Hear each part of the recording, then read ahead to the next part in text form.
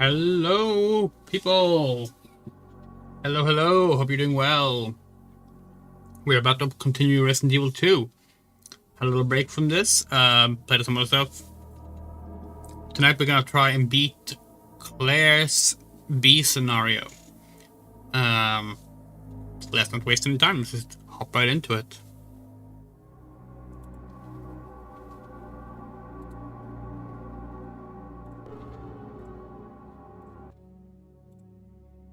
Okay.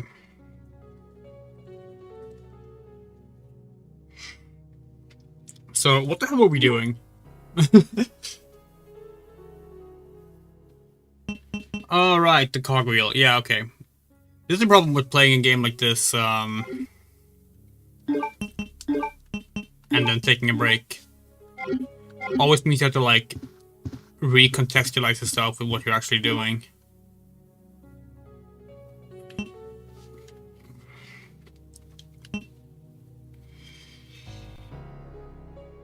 Yeah, that's where you use the cogwheel, right?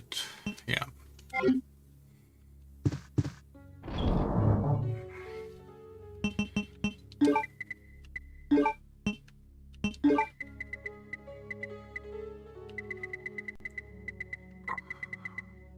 Don't have that many health items stocked here. Let's bring a green herb just in case. Do we need the lighter? Not sure. Let's keep it for now. Oh, wrong way.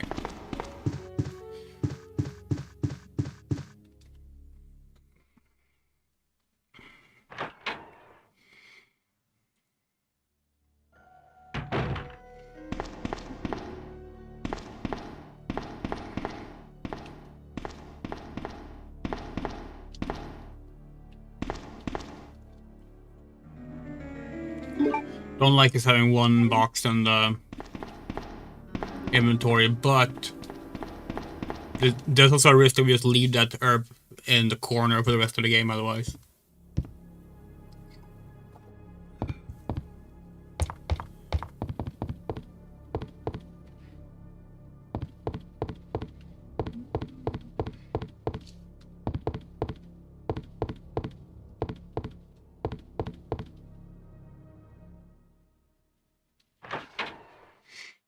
Hold on.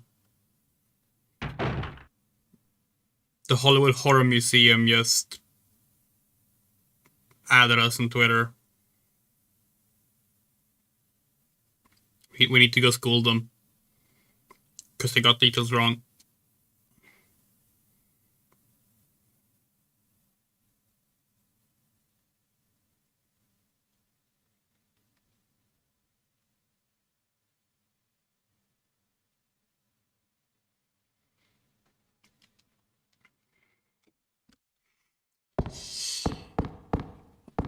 They also called us Dad. Which normally we would like call out as misgendering, but this time it was kind of funny.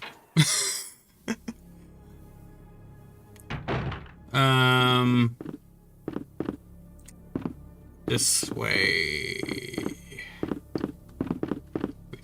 Have we opened this up? Yeah. It's been like 2 weeks since we last played this.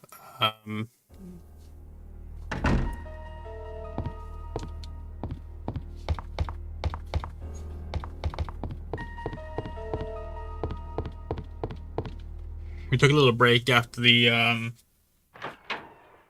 360 stream, and then of course we did Hitman. But feeling pretty good about getting back into streaming now. Have a lot of fun streams planned for December, including one that was meant to happen way back in summer that we just put up on the schedule today. Oh fuck! We didn't bring the crank, did we? Oh wait, where do we put the cogwheel?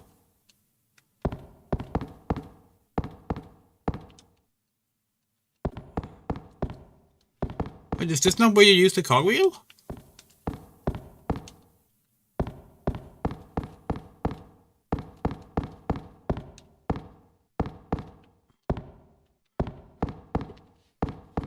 Then where does it go? Maybe in the sewers? Are we done in the police station then? Maybe we are. Might be.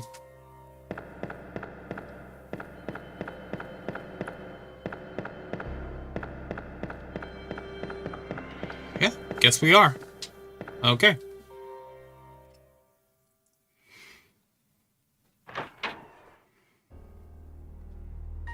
Yeah, so this month we have, tomorrow we have the PC Gaming Show. Not entirely sure yet if we're gonna do a watch-along for that or not, but we might. And then we have a Calabeth World of Doom on Sunday, which is the predecessor to Ultima, because next year is Ultima's 45th anniversary. So gonna be, oh fuck.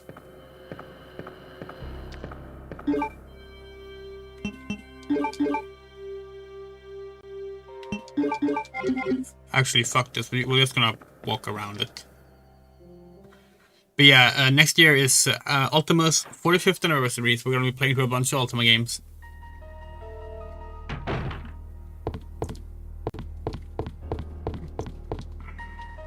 And then, of course, next week there's the Game Awards. There's Day of the Devs and Women-Led Games. Both of those we'll be doing a watch-along for. It'd be fun. We really do like doing watch-along streams. Like, they're easy to do. They're very, like, low effort, but you need those in between the usual streams to be able to, like, keep going.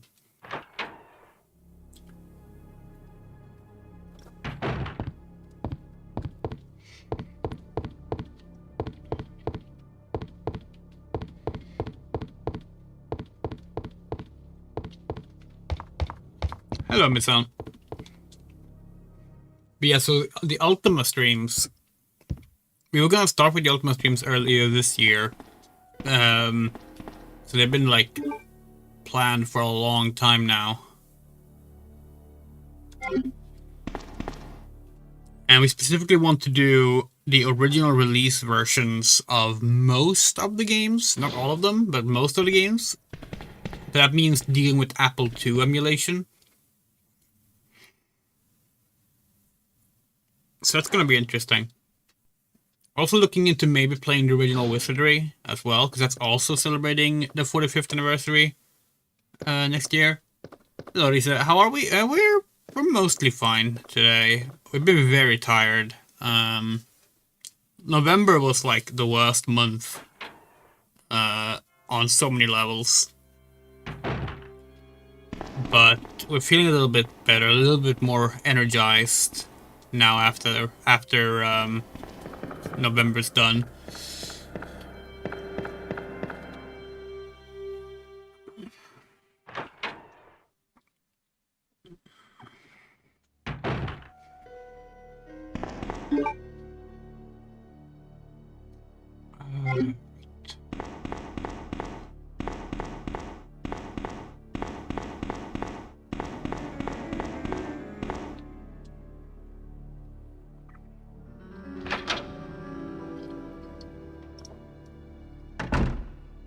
Right now, a lot of planning for next year is happening in terms of streams. Because obviously, like, it's not just Ultima that's having a big anniversary. You also have Sonic the Hedgehog's turning 35. That's obviously going to be a big one as well. Cthulhu, the being known as Cthulhu, turns 100 next year. Oh, that sucks to hear, mister. I'm very sorry to hear that. That's unfortunate.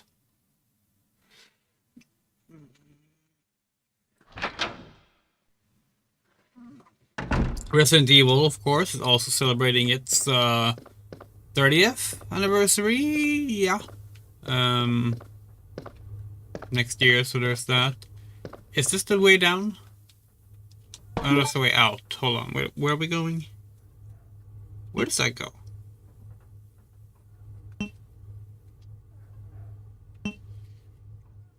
We're so lost right now. Don't think we're going that way.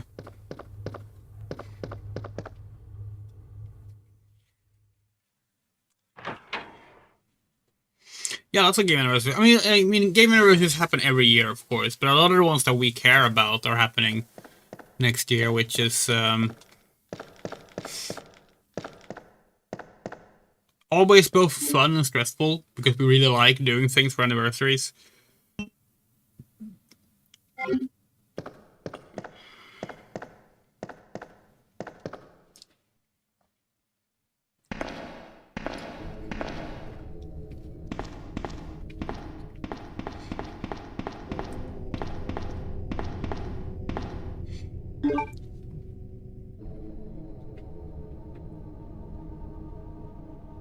Let's see, we're going into the sewers, but we think we had to use an open sewer gate because we don't have the tool to open sewer gates ourselves. Only Leon has that. Or at least so far. Hey, red herb! Perfect.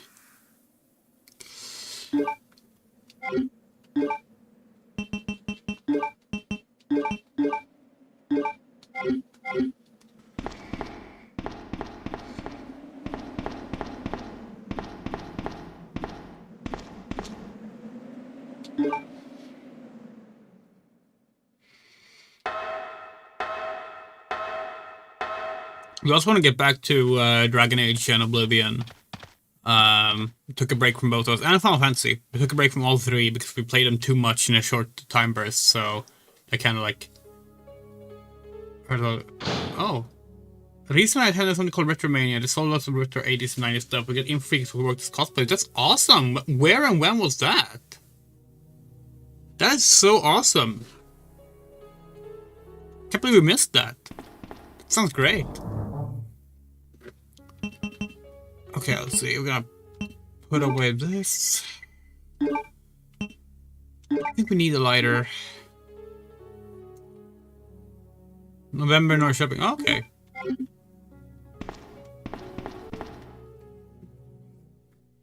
That sounds really cool. Maybe if it happens next year, we can attend. We really miss like game expos in Sweden. Oh, we can't go through here. Okay. Like, we really miss GameX. When GameX became Comic-Con, it like ruined it for people like us, because like a completely different audience became the focus instead. You're gonna have another one in Örebro? Okay. Interesting. Valve handle, cargo wheel, blah blah blah blah blah. Oh, I wish we knew what to do right now, but we don't remember. When's the one in Örebro? Like, is it this spring or something? That might be good.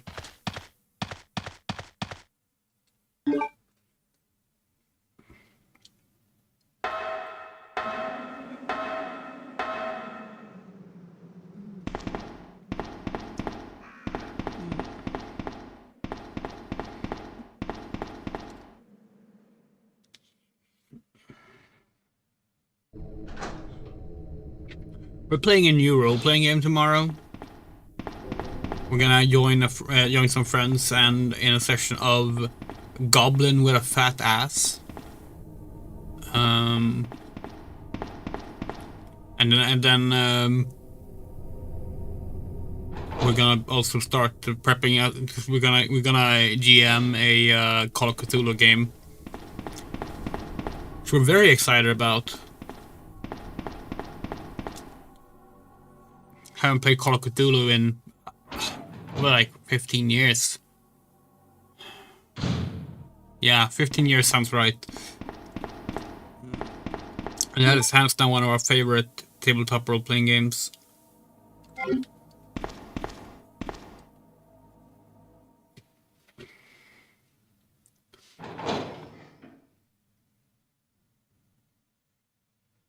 Oh, nice.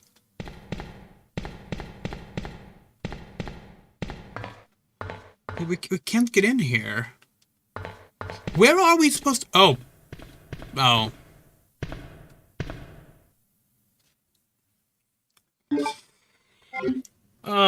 Now we feel silly.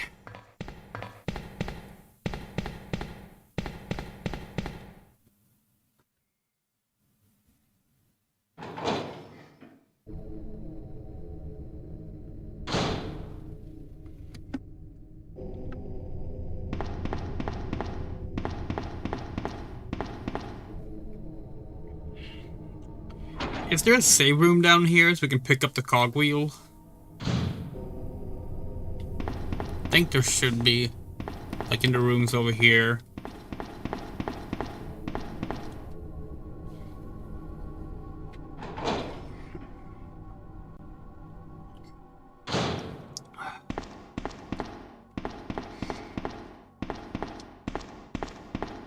Yeah, like, is it here? I think it's here.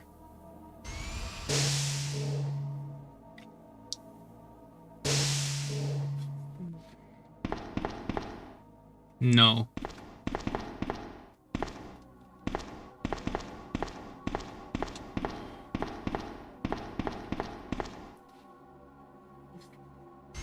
Do you think they're gonna show off the next Sonic game next week, by the way?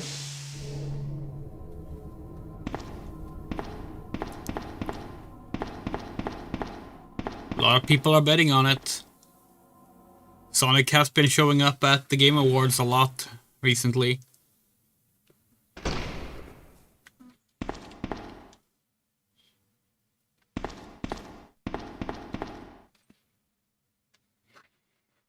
Personally, we think if they don't show a new Sonic game at the Game Awards, they're still gonna show off,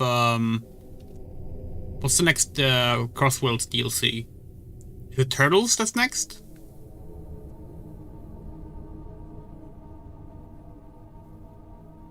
I think it's Turtles that's next. Yeah, because the Game Awards is next week. Actually, is it? Is it next week or is it the week after that? Now we're not sure anymore. We think it's next week. Friday next week, we think. Wait, where are we? Are we just running... No, wait, no, we need to get the cogwheel, so this is the fastest way to do it. Yeah, people are thinking they're gonna show off the next console Sonic game there. And to be fair, we think so too.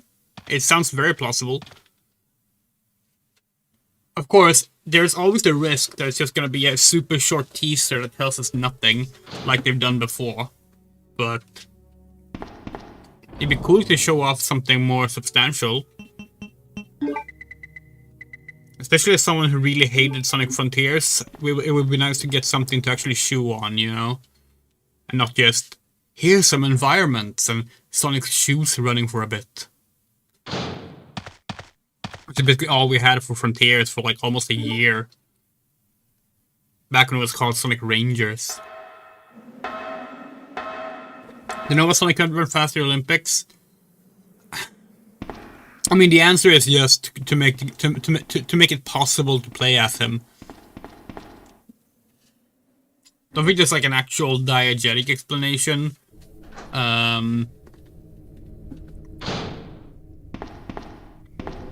Maybe they like have some kind of agreement that the characters are not allowed to like surpass human ability or something. And maybe he wears special shoes or something to keep that. Because, you know, there are shoes that make Sonic go slow. He has that in Sonic Labyrinth. Maybe that's how it works. Like, if you want a diegetic explanation for it. Personally, we don't really feel like we need one. Like, characters run as fast as Sonic do every time there's a multiplayer thing or, like, some kind of pairing up the characters thing. Eggman can outrun Sonic in Sonic 1, 2, and 3. So, like, does it really matter?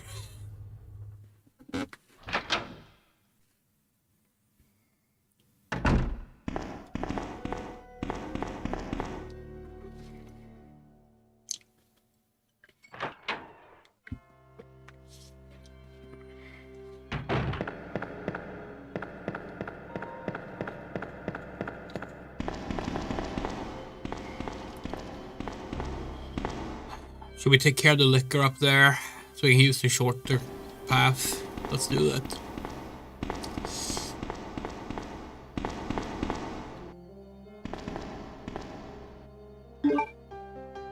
I mean, that's literally like the first one we got for Sonic Rangers. That was what Sonic Frontiers was originally called.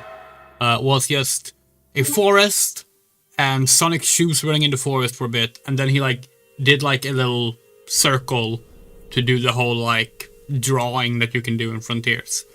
And then like at the Game Awards they did like just like screens, like just like images like passing over environments, like it was like scrolling across environments. Like that's all they did. So like for the longest time that's all we had. When Crossworlds was announced, we only got Shadow jumping into a car and driving through a portal. That was it. Which, funnily enough, Sonic Crossworlds is really funny because it's the only game we can think of that got multiple playable characters confirmed before Sonic was confirmed playable. Because Shadow was the first character confirmed, and then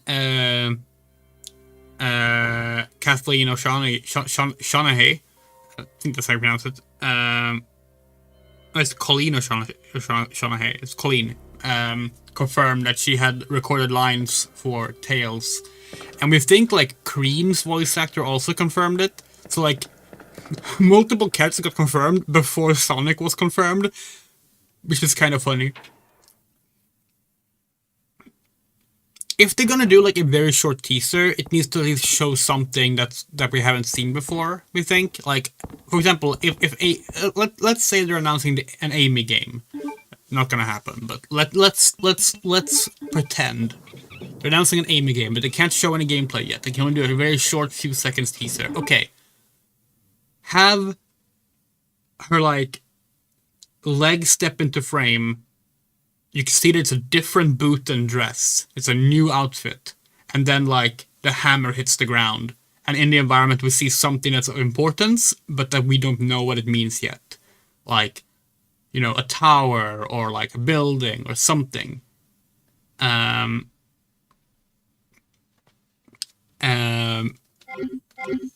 that you will go like, oh, wonder what the full Amy outfit is gonna look like. Wonder what the gameplay is gonna be like. Oh, wonder what that place is gonna be. Like, bring those questions. Make us speculate on things. Because, like, that's fun. But when it's just like, oh, here's some environment. Here's some fields of grass. It's like, okay, we've been able to run across fields of grass in Sonic games since the first one. That doesn't excite us, you know? Like, it just doesn't tell us anything new about the game.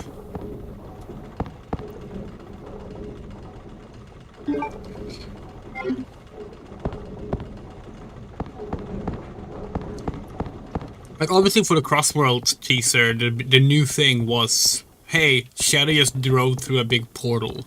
And, like, to be fair, that was intriguing. That was intriguing. What did that mean? And it turned out it meant that the levels would change as you play. That's really cool.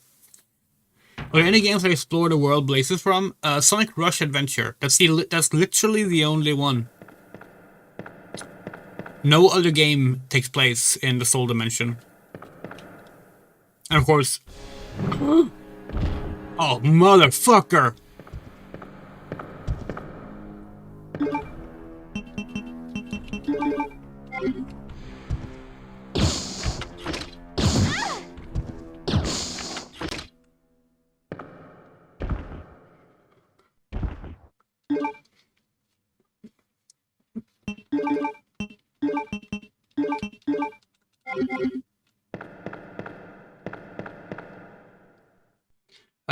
But yeah, Sonic Rush Adventure is the only Sonic game that takes place in the Soul Dimension. Because the first Sonic Rush takes place on Earth,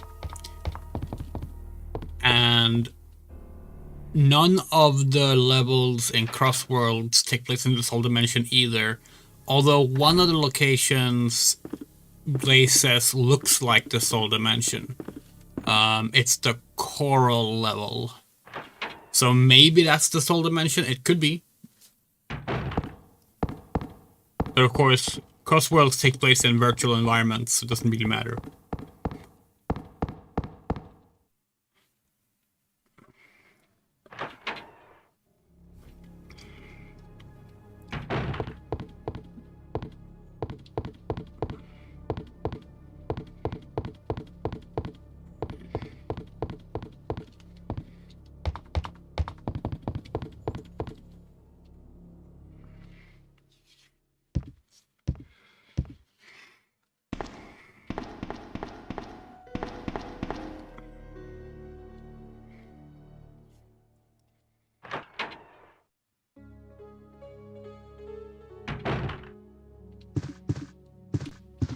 Personally, a cool way to explore the Soul Dimension, we think, would be to make a game with Amy and Blaze.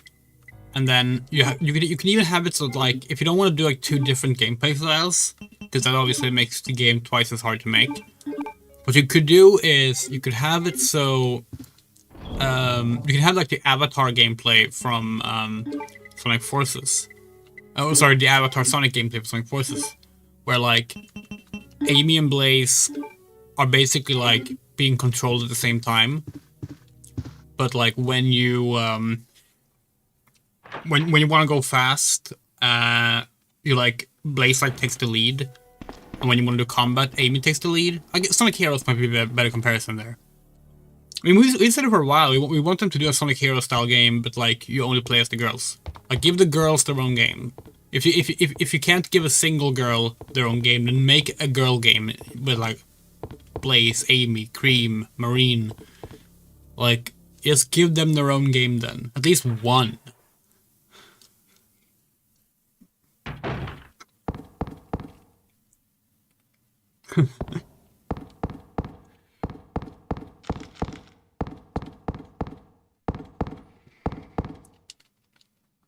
A lot of people are banking on Amy getting her own game, not next year, but the year after that, because of the movie.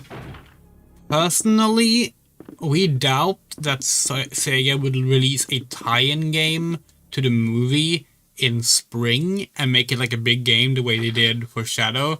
That doesn't seem very likely. But like, one can obviously hope. It would be fucking awesome.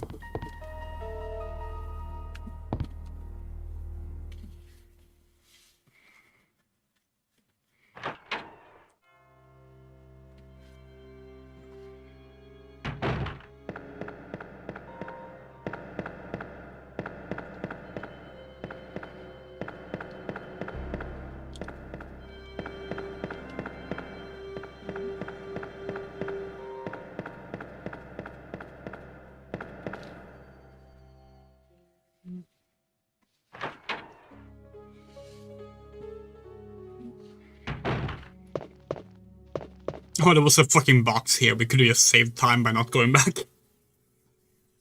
God damn it. Oh. Speaking of Sonic,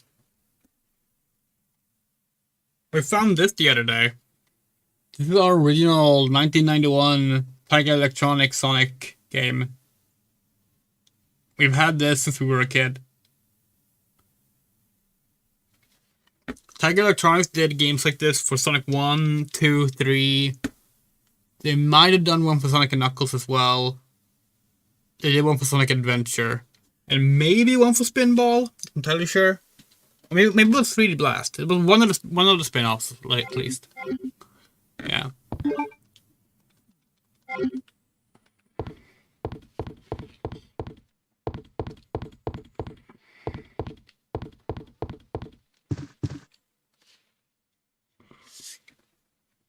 As games, they absolutely fucking suck. Like, they're not fun. But it's still it's a nice little... Oh! Sherry, you're okay. I'm glad to see you're safe, Claire. Okay, cool. Don't run away this time.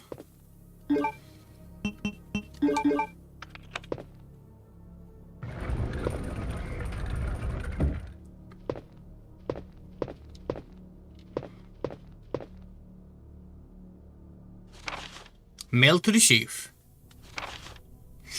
To Mr. Brian Irons. We have lost the Mansion Lab facility due to the actions of the renegade operative, Albert Wesker. Fortunately, his interference will have no lasting effects upon our continued virus research.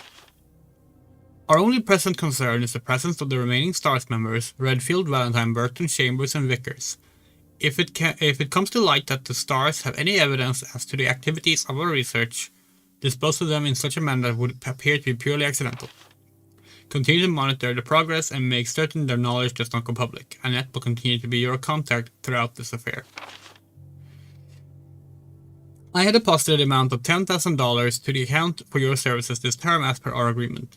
The development of the G-Virus scheduled to replace the T-Virus is near completion. Once completed, I am certain that I will be appointed to be a member of the Executive Board for Umbrella Incorporated.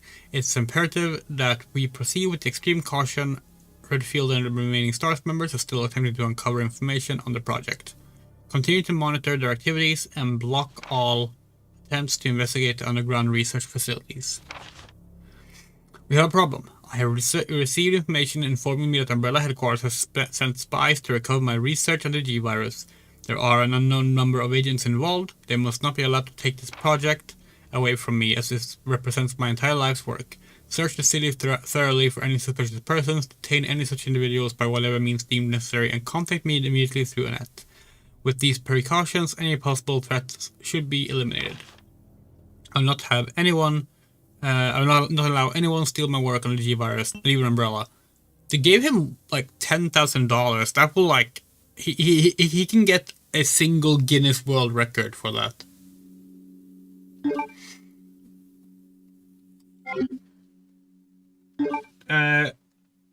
So about the Xbox 360 Sonic Unleashed. We have a promo copy of it now. Promo copies are the kind of games... These are the 360 games the reviewers got. They have like a lighter, whitened out front cover and a big yellow bar that says promotional copy, not for a sale on the front. And they don't have a manual.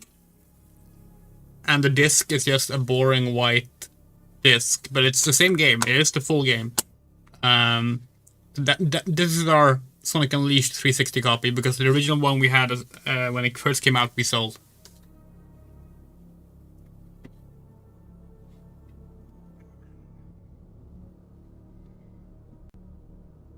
Oh, nice. Yeah, that's awesome.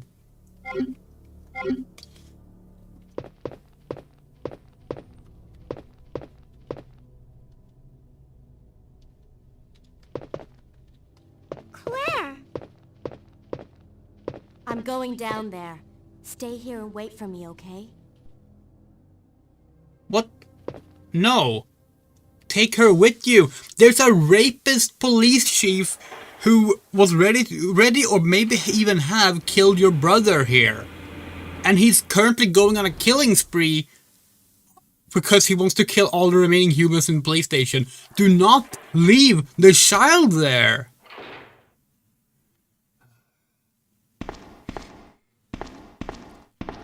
Yeah, we have a few promotional copies like that. We have Alone in the Dark. We have Sega Superstar Tennis, Sonic Unleashed. We really want to get Sonic 06 as a promotional copy. I think we also have... Yeah, we also have Sonic Unleashed for the PS3. So you've made it this far. Not bad, girl. But I'm not letting anyone leave my town.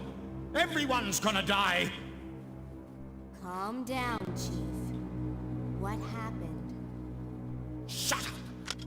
You couldn't possibly understand what's happened. Those monsters from Umbrella have destroyed my beautiful town. How could they do that to me after everything I've done for them? So it's true. You have been working with Umbrella. Then you must know about the G-Virus. What is it? Tell me! If you must know, it's the agent that can turn humans into the ultimate bioweapons. Superior to the T-Virus in every way. Dr. William Birkin is the genius behind the project. William Birkin. I'm sure you've already seen his little girl running around here somewhere. Sherry, isn't it? In case you haven't already figured it out, the monster that's been tearing my precinct apart is yet another product of the G-Virus. An ultimate bioweapon. Umbrella must be trying to cover its tracks. But if I have to go, I'm going to take you with me. What the?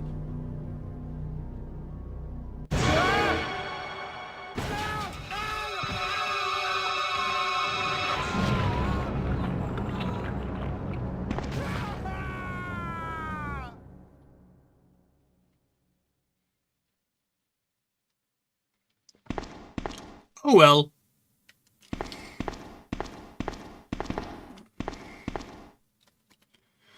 Formalin, chloroform, and other chemicals. And an alligator.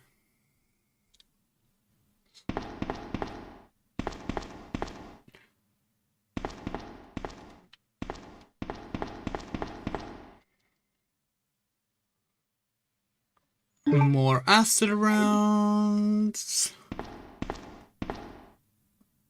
Disturbing stuff, indeed. Oh no! Oh, okay, it's only the sheaf.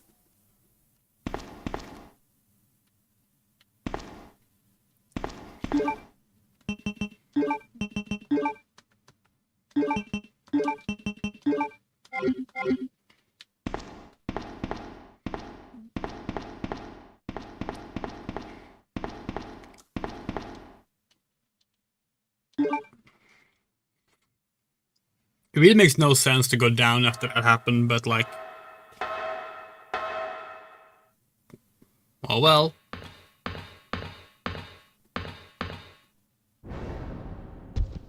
Oh, hi, William.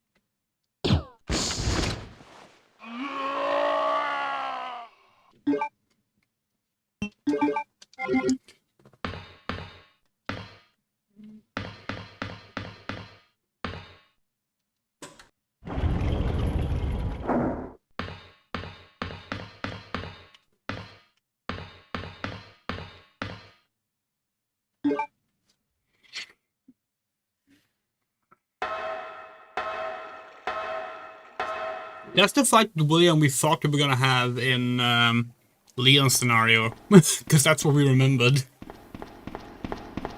But instead we had a fight with some random ass offspring monster. I have to go back for Sherry. Oh, okay. I mean, now she actually is safe in the police station, though, because we, like, the dangerous person is dead. Do we really have to go back now?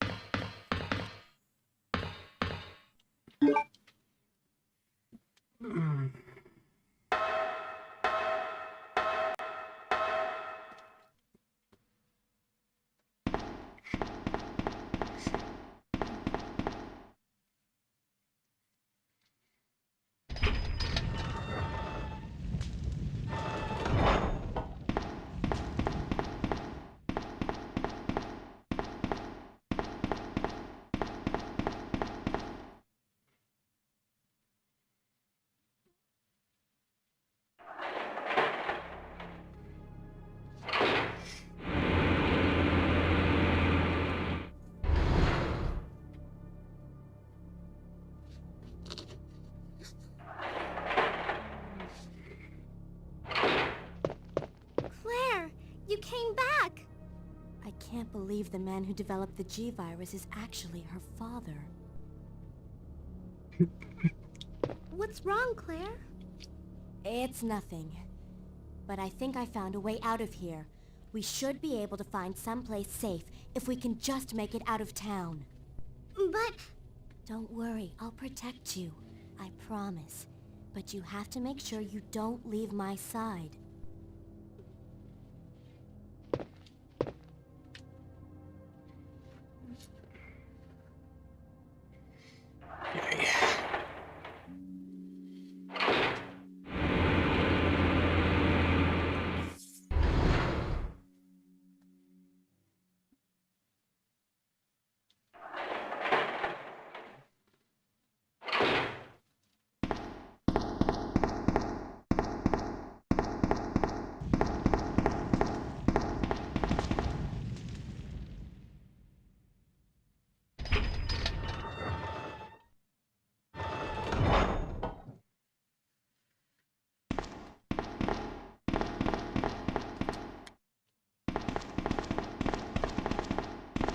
Oh, wait, that's over here.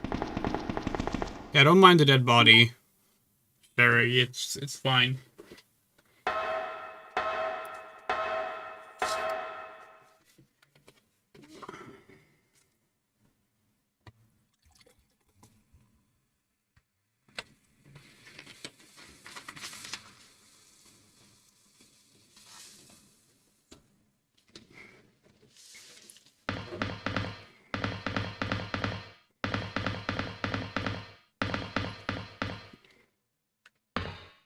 Sherry?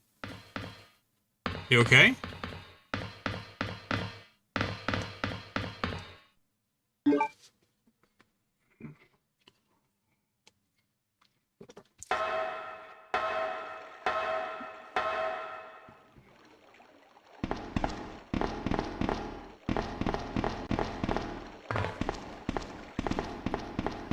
Come on, let's get out of here.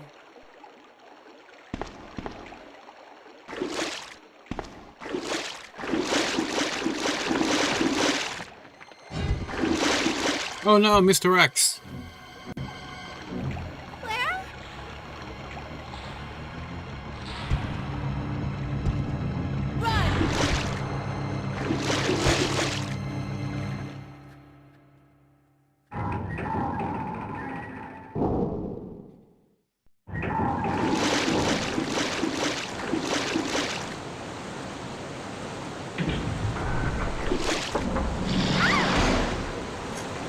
Sherry?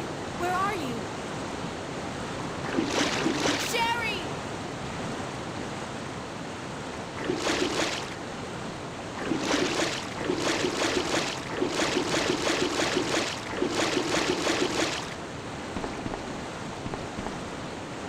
Ah, time for spiders.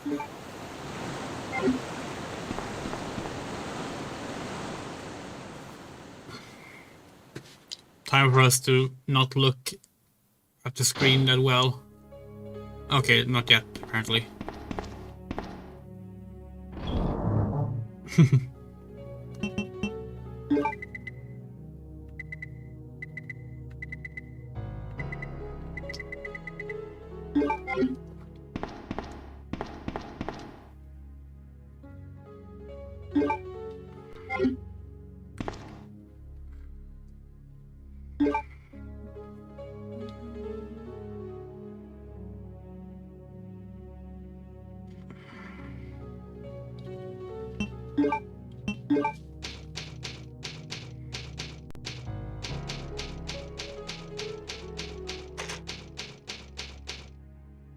Or the cats? Oh, they're good.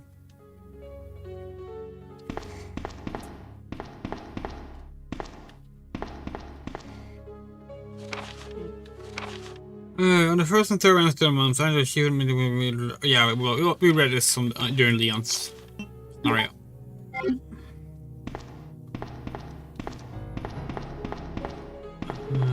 don't think there's anything else of interest here. Check the bag. Oh, yes, thank you.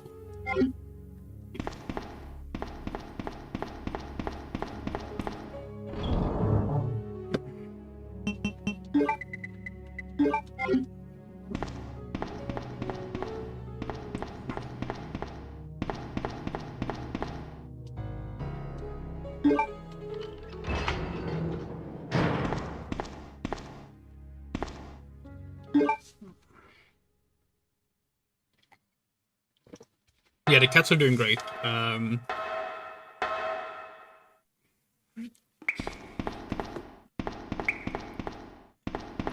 They even behave regarding the Christmas tree and everything, so... Yeah, they've been here for over a month now, and yeah, no. They are doing well. They're very well accommodated. They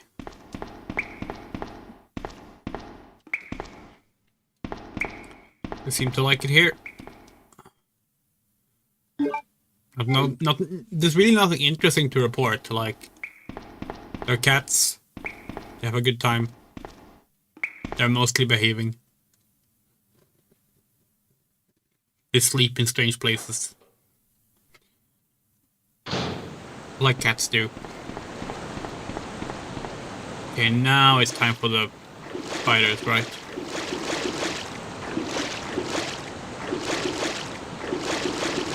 Okay. Still not quite.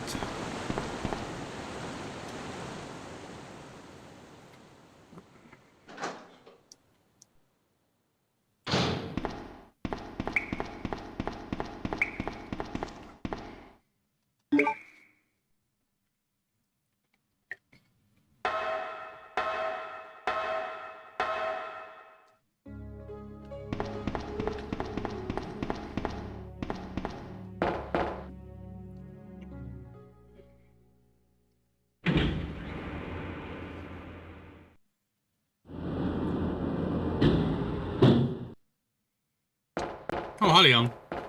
What happened? You're bleeding. I ran into this woman who was in trouble. Her name's Ada. Right after that, someone tried to kill me. Nearly succeeded, too. Ada went after the sniper, but I'm worried about her. You gotta find her before something happens. But you've been shot. I'll be okay. It's Ada I'm worried about.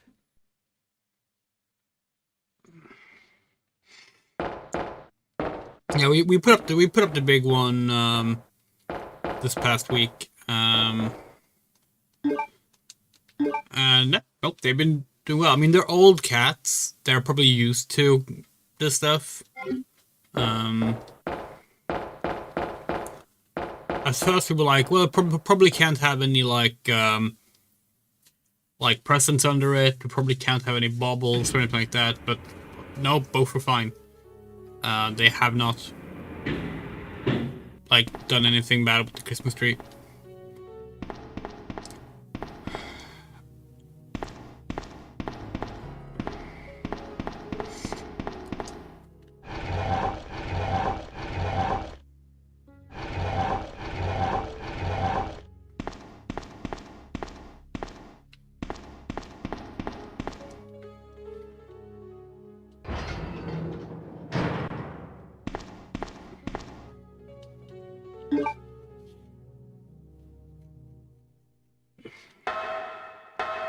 Did you hear that they announced another Sonic movie, by the way?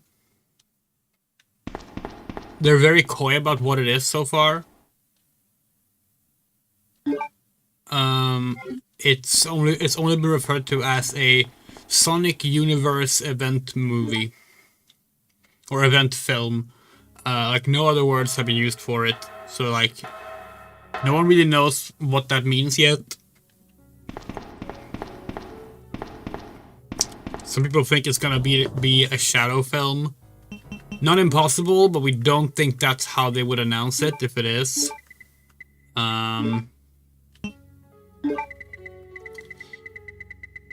We'll see.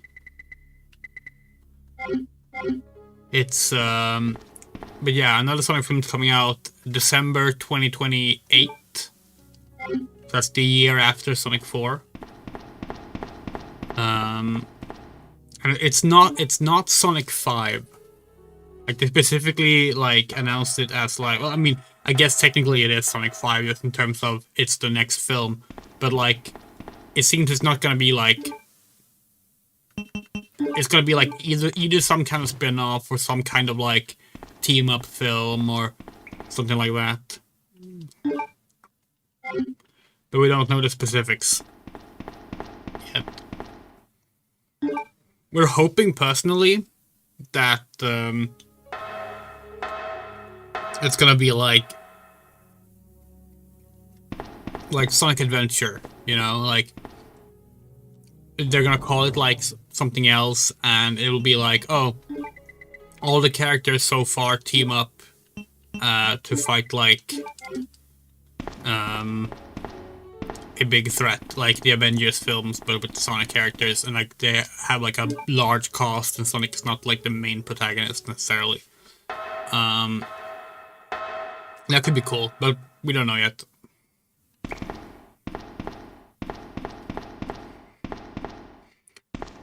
Okay, so we need a lighter down here all the time. That's annoying.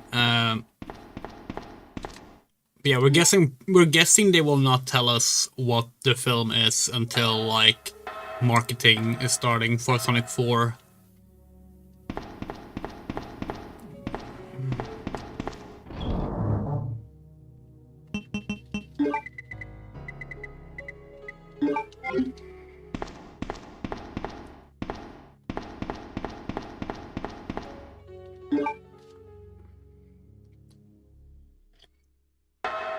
There's also a rumor that Amy has been cast. Who was it the rumor said now?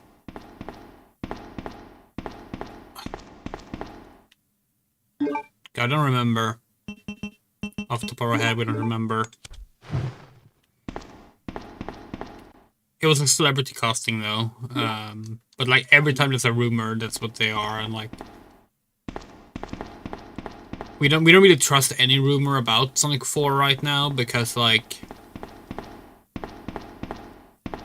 it's all just, all of the rumors that are coming out are like some kind of fan service, like wish fulfillment, which is like every false rumor always ends up being like that. Now, one of those did turn out to be true last time, the Keanu Reeves thing, but yeah, I'm not gonna bet on anything when like the source is just very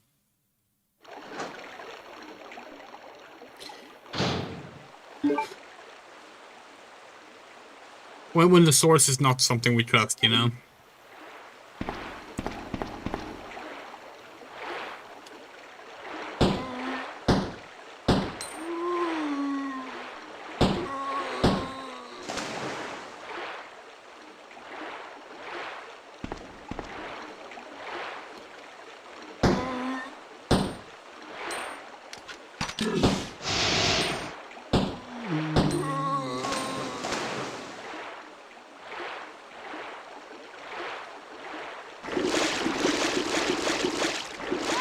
Oh, fuck.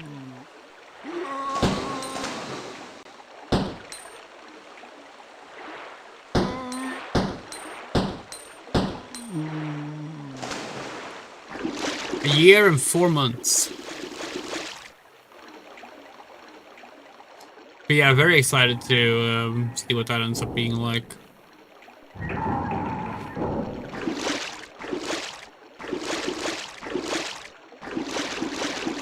We do trust the filmmakers a lot because we really like the translation of the characters they've done so far, with some exceptions. Really, the biggest question mark right now is like, is Jim Carrey coming back? Because Jim Carrey, whether or not he wants to come back as Eggman, is gonna be like what decides whether or not Eggman is dead or not. You know. If Jim Carrey is like, I'm done, which, you know, would be completely fair, like, doing 3 films is more than what, like, you would expect an actor to do for a series like this. Like, the fact that we've gotten 3 films with a big-name actor playing fucking Dr. Robotnik feels just ridiculous. But if he's like, I'm done, I'm gonna go into retirement like I was gonna do before Sonic 2 originally, then that probably means that Eggman will not be coming back. Which we think is fine, personally. Like, it would actually be kind of nice to have a new, like, main baddie in Sonic again. That can maybe, like, last for a while. Like, obviously the comics have done stuff like that, but like the show hasn't really done, like outside of the comics, it hasn't really happened since the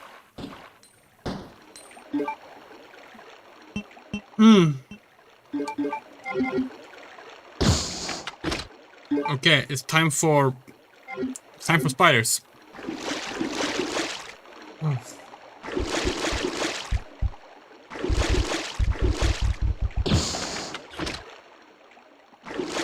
If Eggman is the who built Metal Sonic, Agent Stone is a recurring theory,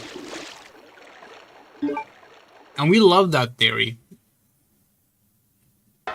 We love the idea of Agent Stone becoming the new main bad guy. That'd be really cool, especially because, like, obviously we like Agent Stone. He's a really cool character, but it would also mean. It would mean that we get a major character in an even larger role who is also like an Arab. Because like the Sonic series, let's be real, doesn't have too many people of color when it comes to human characters. And yeah, that'd be nice. And of course it helps that, you know, he's also queer, so that's cool.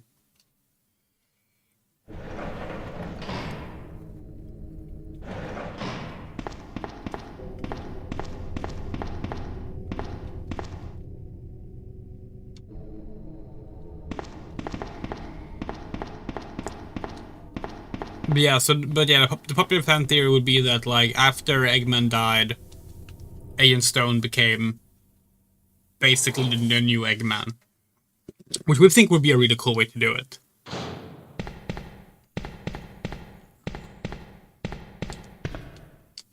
But also, you could just have anyone. Like, you could just have new characters. Like, the Knuckles show didn't do a good job with it, but, like, in theory, the buyer was, like, not a bad idea.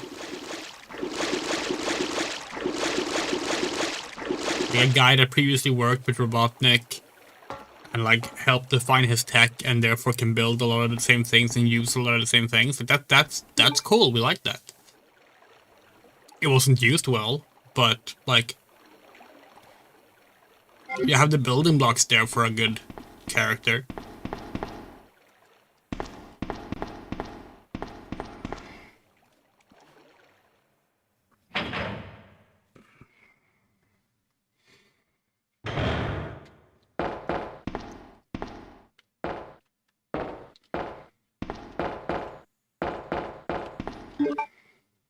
Yeah, we tried to think of, like, when was the last time we had a new villain in the Sonic series that wasn't a one-off villain? Like, in the comics we've had some. But outside of the comics, it's like...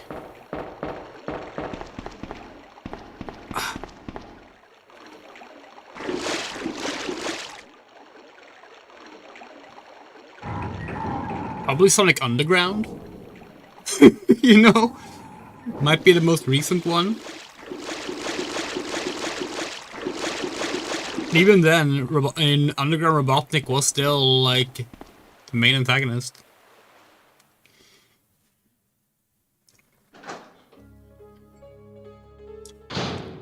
Actually, was Lyric... Hold on, was Lyric the antagonist in 2 games? He was, wasn't it? He was the antagonist in both Rise of Lyric and in Shattered Crystal. I guess technically, Lyric is the answer to when was the last time we had a recurring villain that wasn't Eggman. And Lyric was in 2013, we think?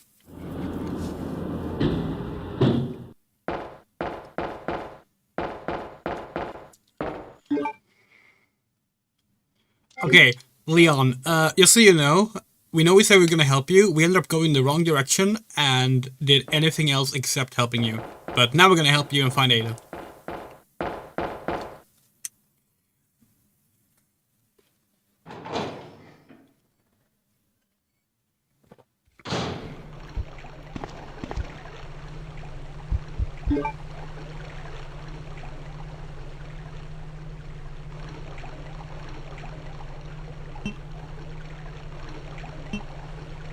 Hold on, where are we?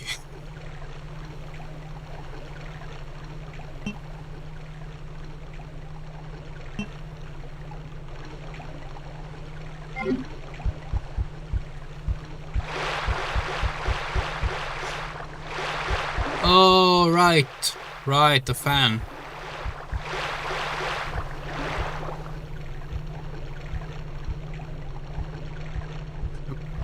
Wait, there is? We don't remember that. I mean, we completely believe it. That sounds 100% like something that would happen in the Archie comics. But we gotta say, don't remember that scene. But yeah.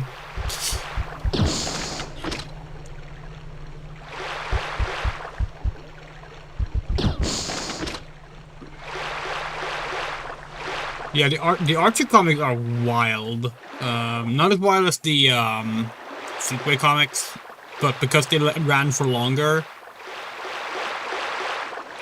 sometimes they do end up having some amazing things like that.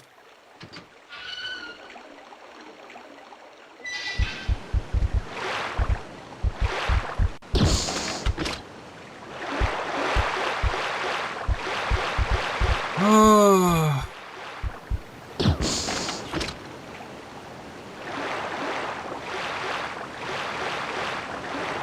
Hold on, we gotta go through a door to get rid of the spider body.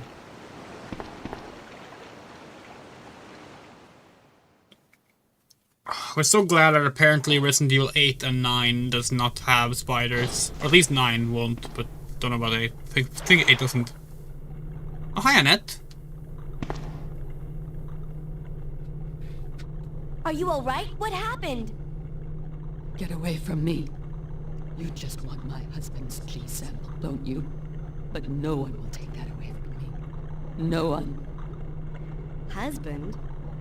Then you must be Annette. How did you? We don't have time for that. Sherry is lost somewhere in the sewer system. I have to find her. What? I told her to go to the police building. Why is she here? Now Sherry and the G sample are both in danger.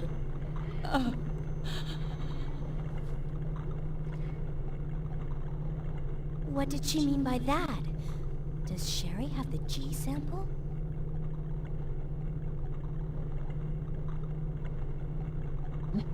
How did... Yes is the answer, but like, how did you reach that conclusion though? Because that's not what she implied at all, Claire. But okay. Annette's unconscious. Yeah, let's not move her away from the water or anything. Ugh, we don't have the crank. God damn it. Yes, okay, so you watched the video where they were ranking the best depiction of Maria's death. Interesting. I mean, we did a collection of all the depictions of Maria's death. So I guess we have one of them. Hold on.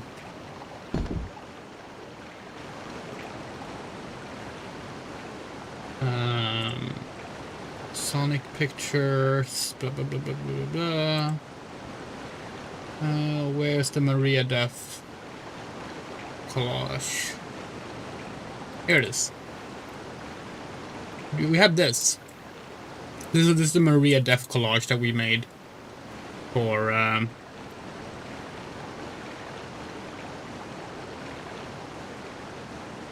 so it must be this one in the middle then? But no, that's Shadow recalling the scene.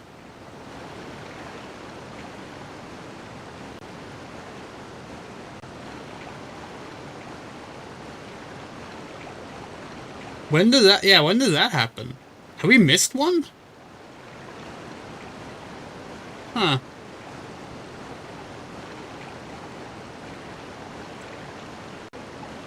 We'll have to look into that.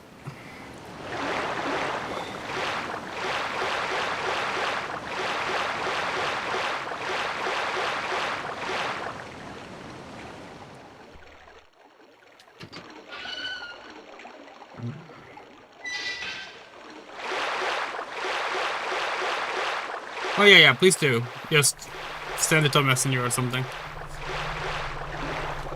But yeah, so on the subject matter of Maria, by the way, it pisses us off so much that they released the first official Maria merch ever, toy merch ever. It's a plushie. It's adorable. It's only sold in North America. You're not allowed to import it. It means you have to go through second-hand purchasing if you want to get it.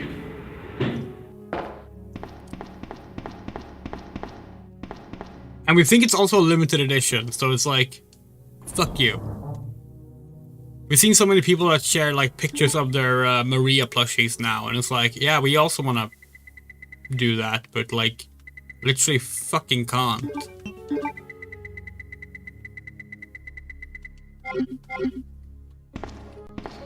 They released a set, a Shadow and a Maria plushie that like you can buy together. Like almost all Sonic plushies end up being North America exclusive.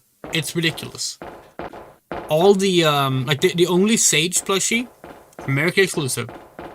All of the comic book characters that were made into plushies, America exclusive.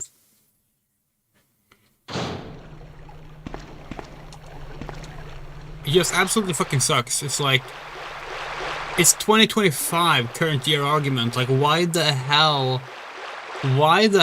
are we still doing, you can't import this from major franchises? Not even like, hey, we will put a high tax on this, you have to pay a lot. Like, no, just straight up, you can't buy it. What is up with that? How is that still a thing?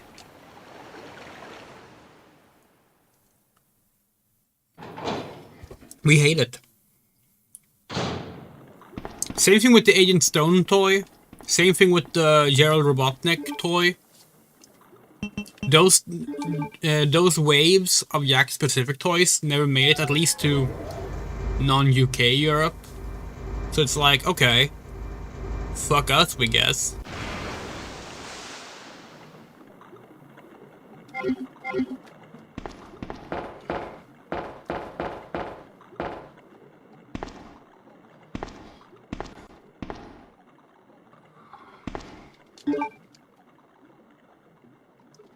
We just realized that this might be...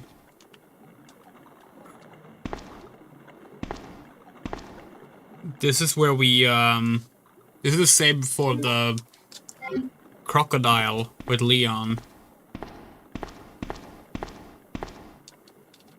Potentially a dangerous situation. So we're guessing it's gonna be the same moment for Claire.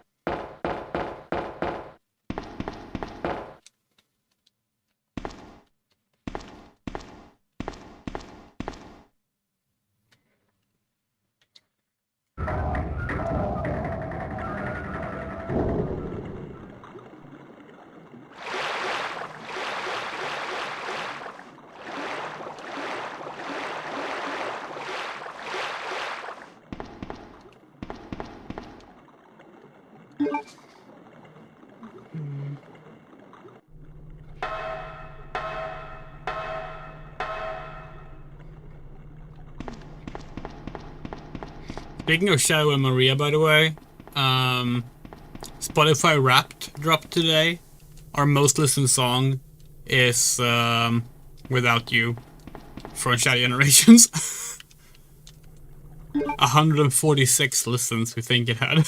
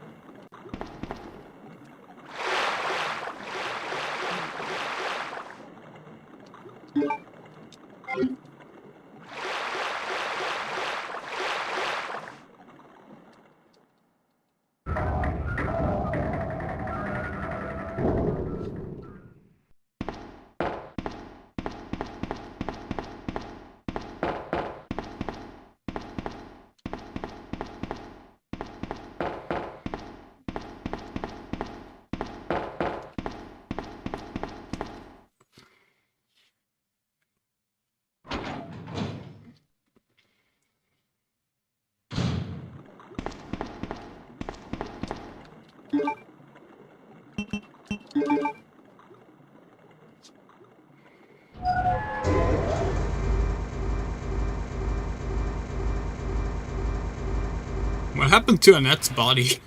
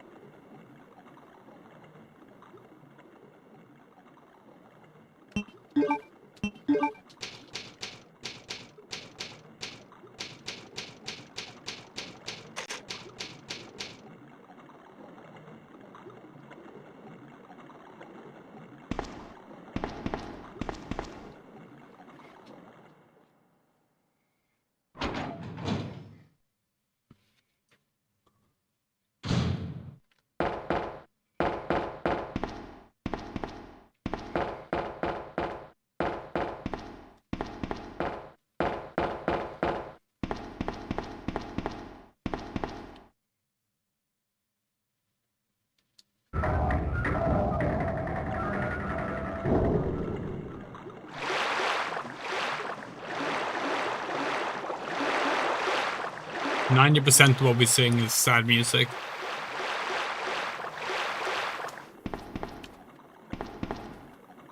Though we do have a feeling that Do No Harm is gonna be very high on our most listened song a year from now.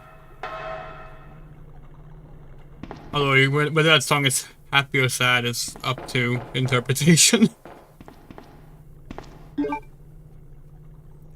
Okay.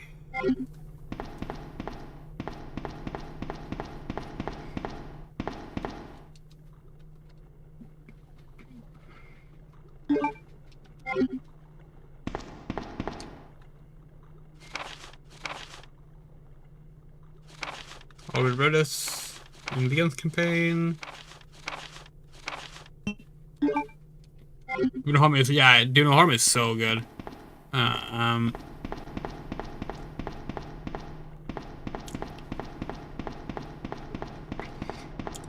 Yeah, so we watched the 8-hour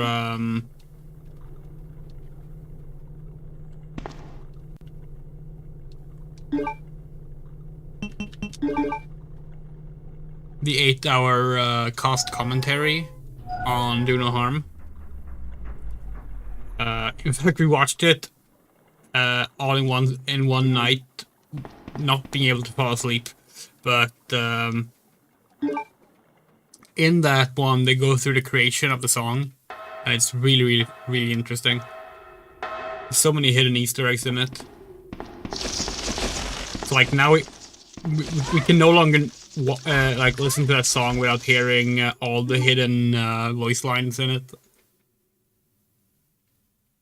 Like towards the end of the chorus, they go shooting and fucking all the same thing, for example. Oh, for fuck's sake.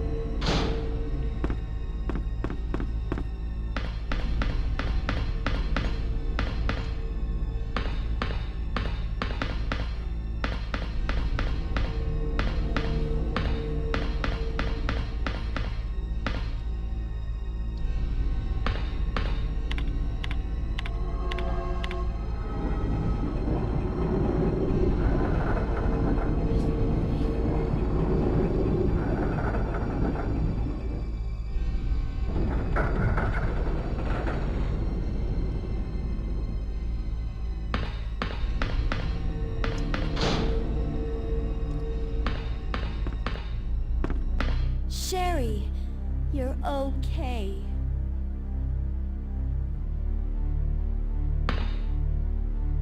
Sherry, did your mom give you something called G-virus? Either a vial or a test tube? G-virus? I've never heard of anything like that before. Are you absolutely sure? If you give it to me, I'll hold on to it for safekeeping. But I really don't have anything. It's the truth. But why would her mom say something like that?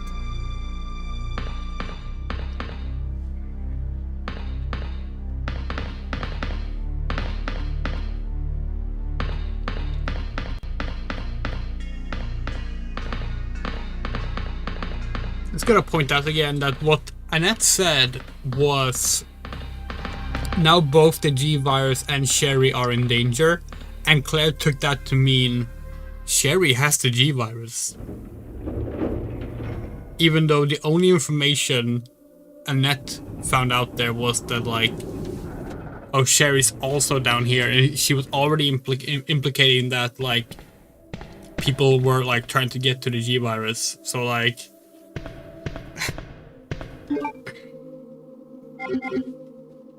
And again, she's correct, but she should not be able to draw the conclusion.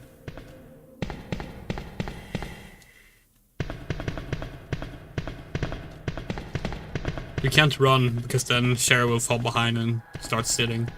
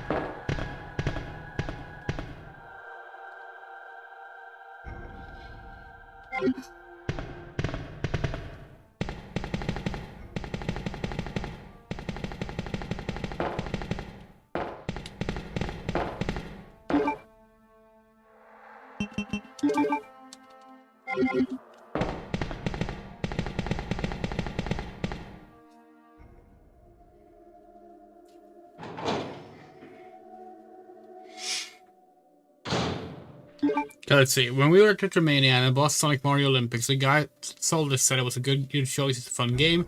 He asked me if I liked Sonic. I told him I was strictly a Nintendo kid during my upbringing and barely got the chance to play any Sonic. Then I told him I have a friend, though, who got me into Sonic, and now I try to collect the games so I can play them all. He asked me which games I had, and when I said I had Sonic Adventure, he looked so happy and said that better games doesn't exist, and he said... Gonna wait for the next message. Sherry's hair color is so dark in this image. Oh, oops.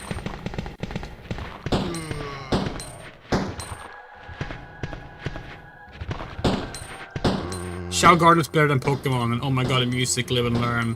I said yes, I've been listening to Crush 40 a lot, and he was like, oh, Crush 40, and he looked so happy. That's awesome. Really wish we were there, that sounds so fun.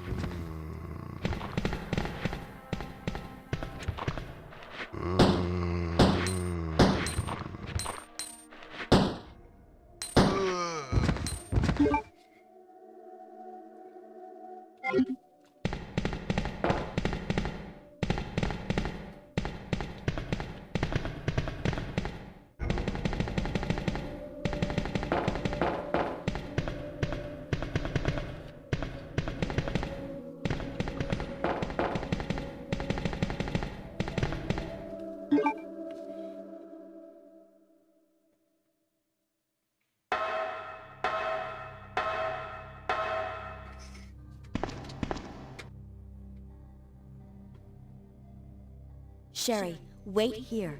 I'm going to check it out by myself. Okay, I'll wait here, but hurry back.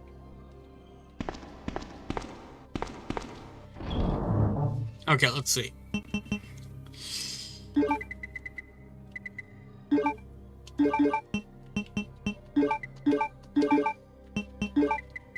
We should really combine these while we're at it.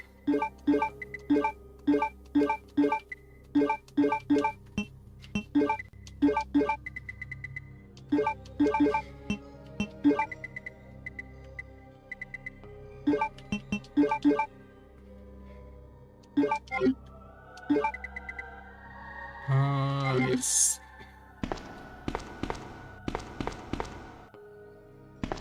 First aid spray, eh?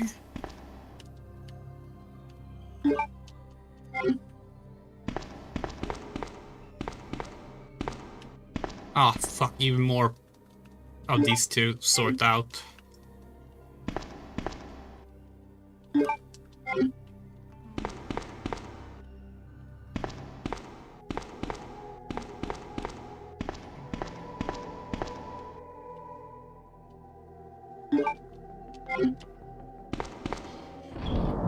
Okay.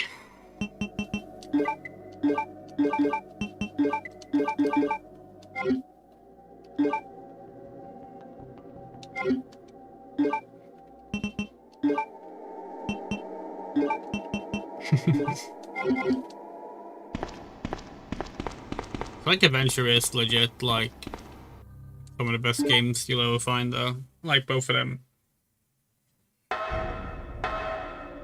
As long as you don't go for 100%, they're both very fun.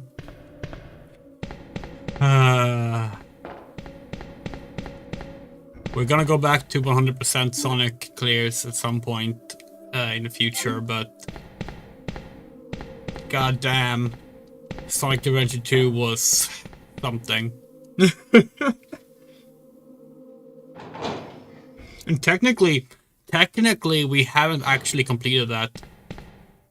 We have one more thing that we do need to do if we want to actually say we 100%ed it. Well, actually, two things.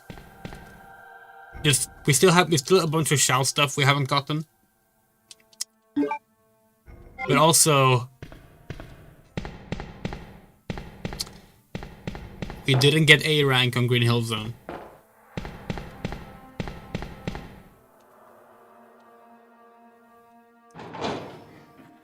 So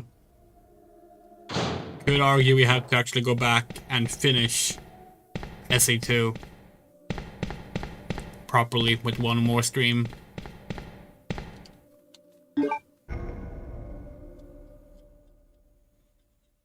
Yeah, the Gartic Phone stuff was really fun.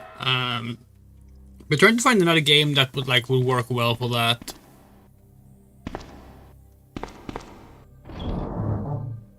It's actually really difficult to just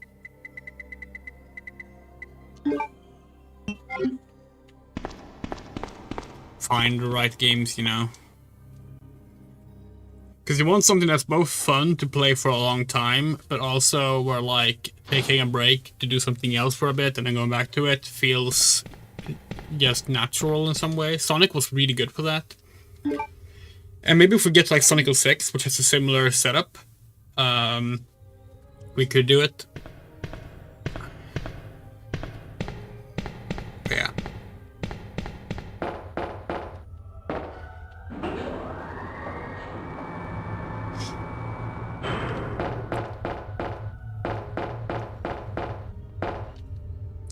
Well, 100% is Sonic 06 though. Ugh. Probably goes faster than SA2. Or it does go faster than SA2, but it's arguably harder.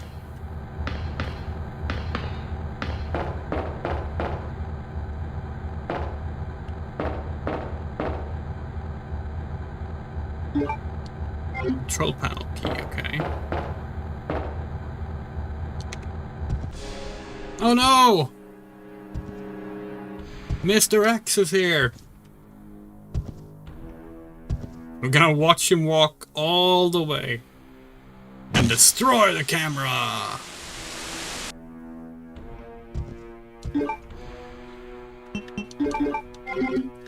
Quick, change the channel! As Zangief would say.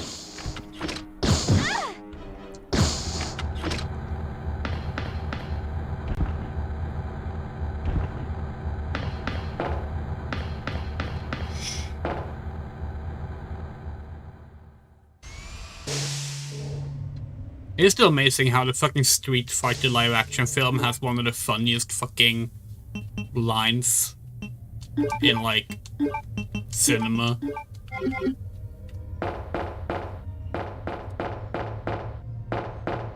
Seeing something bad happen live on a screen and going, quick, change the channel, is just the funniest fucking thing you can do. It's it's so fucking good.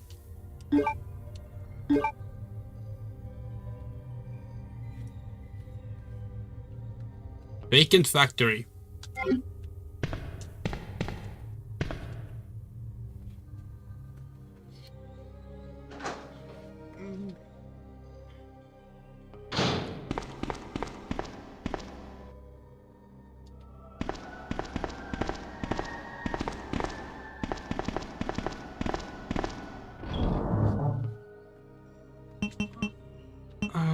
I'm not sure to use the control panel key.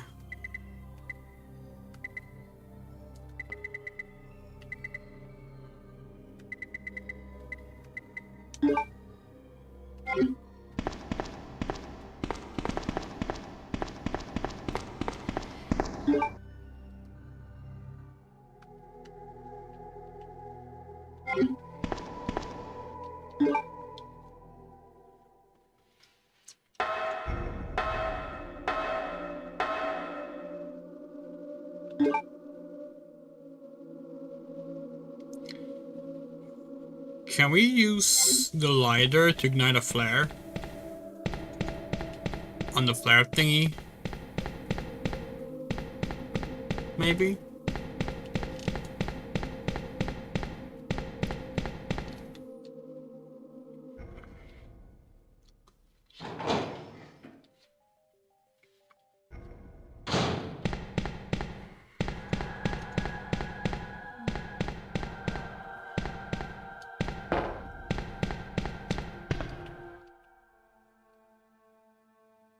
Yeah, we got something yesterday. The PS1 version of Alone in the Dark 4.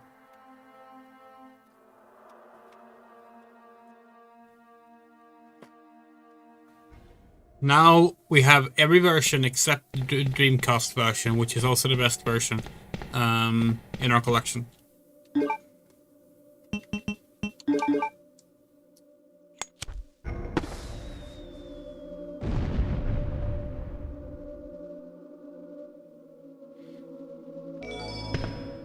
Thank you for the follow, Milkysaurus. That's a great name. Holy shit.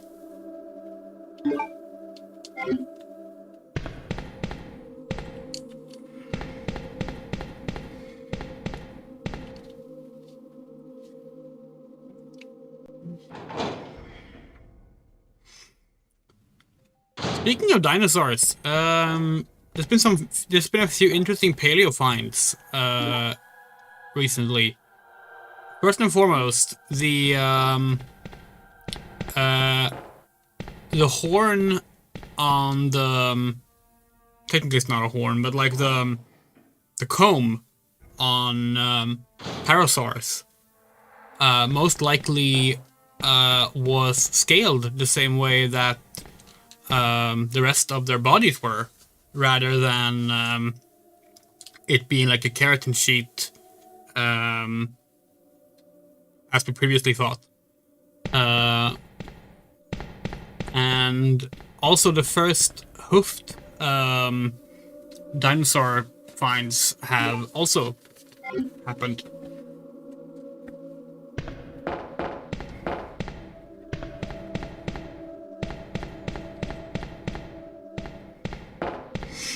That's some fun little tidbits for you. I think for Jurassic June next year, we're gonna bring back the Dino Fact.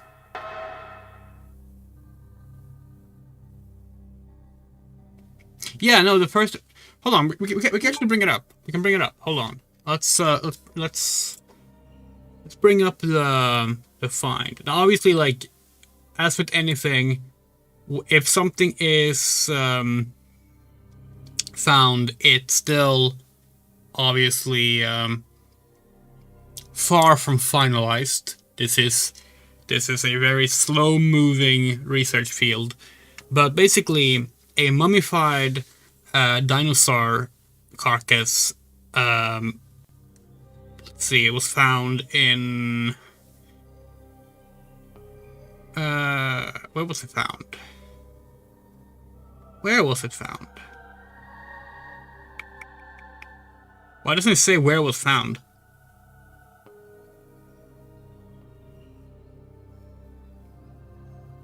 Wyoming. It was in Wyoming. It's an Edmontosaurus. And let's see.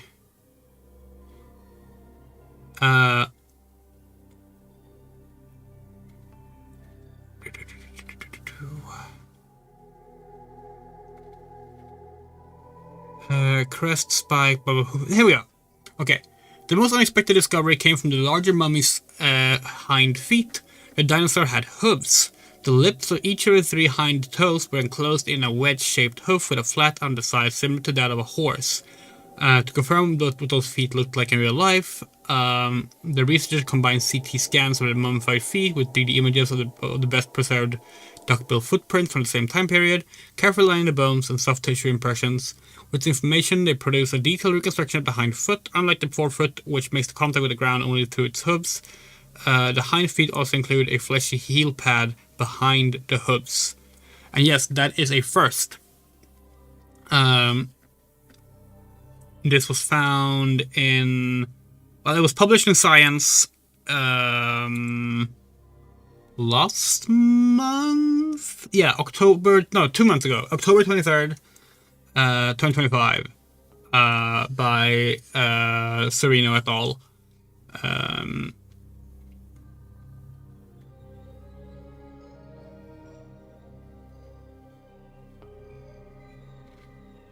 Yes, this is work starting off like the first Edmontosauruses in this part of Wyoming were found in 1908, and they're still like finding things there. So like that's ridiculous. But yeah. And was this also the one that resulted in the crest stuff? Hold on.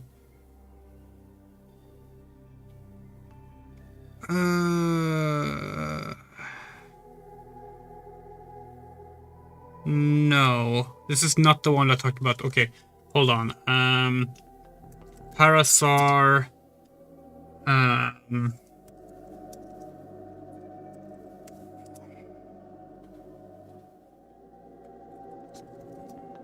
It's called a crest, right? Yeah, it's a crest. A crest. New find 2025. Let's see. I can find it.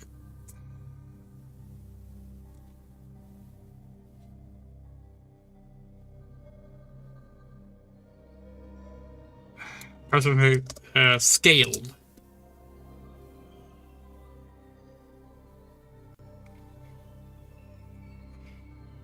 Okay, we're not finding this as easily, but yeah, there was also recently, there's also evidence recently that suggests that Parasaur crests might have been scaly rather than a smooth keratin sheet, which is pretty cool.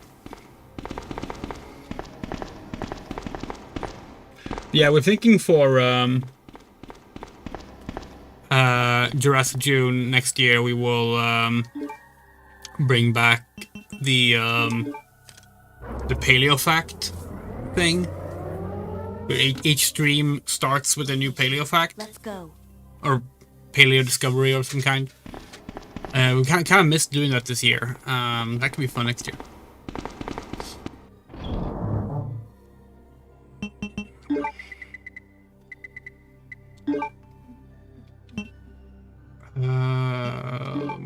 Let's do that.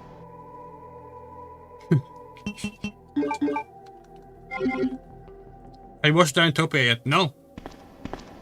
Well, if you mean the miniseries, no. We have it here somewhere. Where is it? Here, maybe?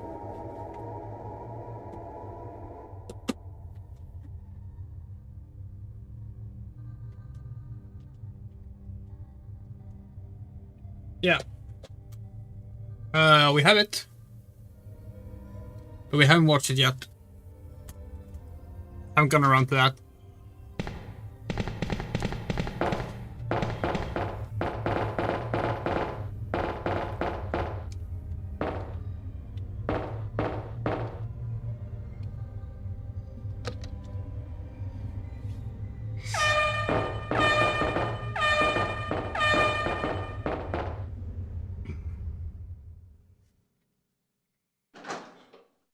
Yeah, Jurassic June is gonna be fun next year. We have a lot of fun games planned for that. Including one really bad one. We have,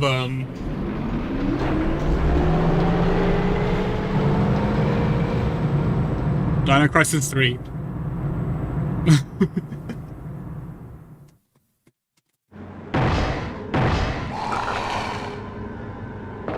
Claire?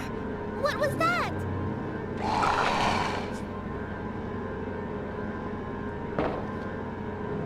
Don't worry. Just wait here. I'll go and see what it was.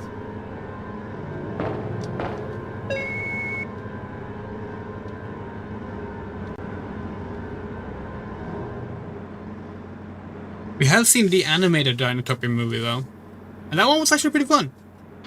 We really liked that one.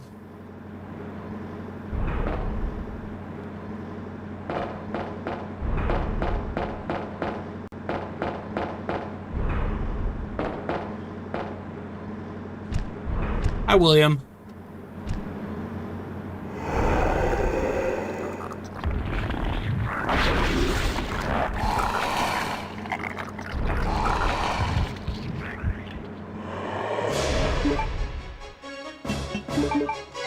Oh, we don't have a fucking first aid spray. Oops.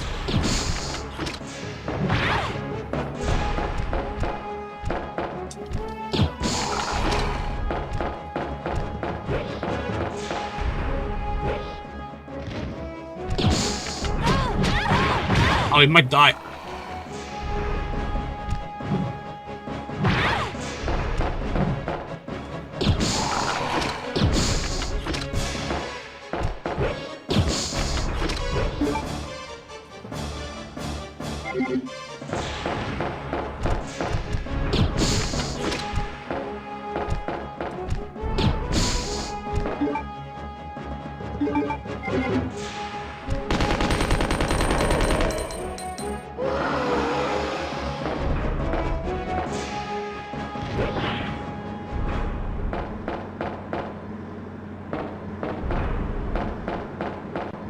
Oh.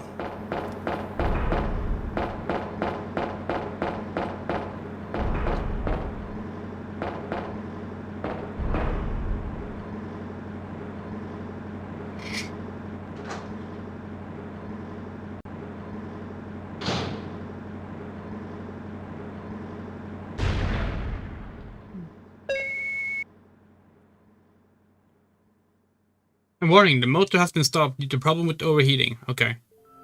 Isn't this... That's okay. You keep it. I'm sure it'll keep you safe. Wait here for me, okay? I'm going back to look for your mom. Thanks, Claire. Even though I'm an only child, neither of my parents ever spent much time with me because of their work. But now that you're with me, I finally have someone to rely upon. Sherry.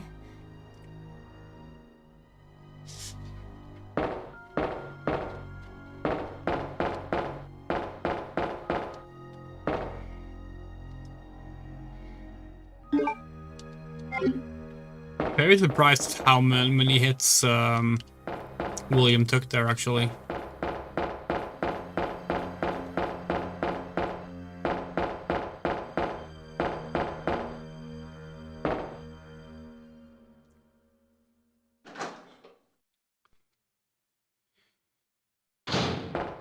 But hey, we survived. And now we're in the end game.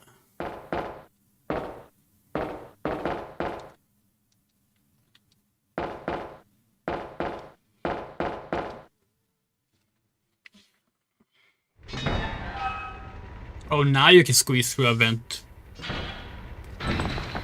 When it came to saving Sherry, you couldn't.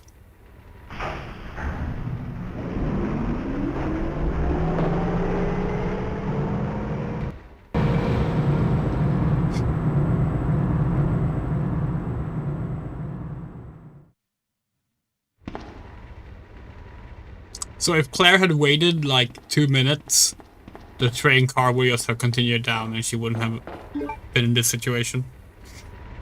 Impatience ruins everything.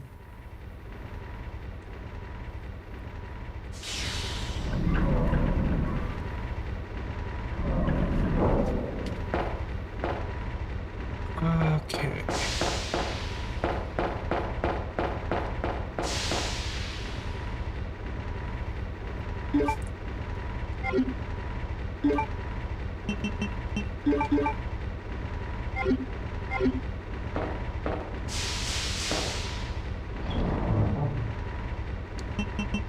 Alright, flame rounds time.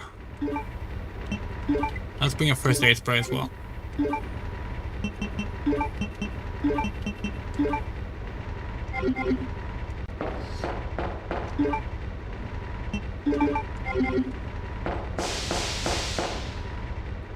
This is a movable block.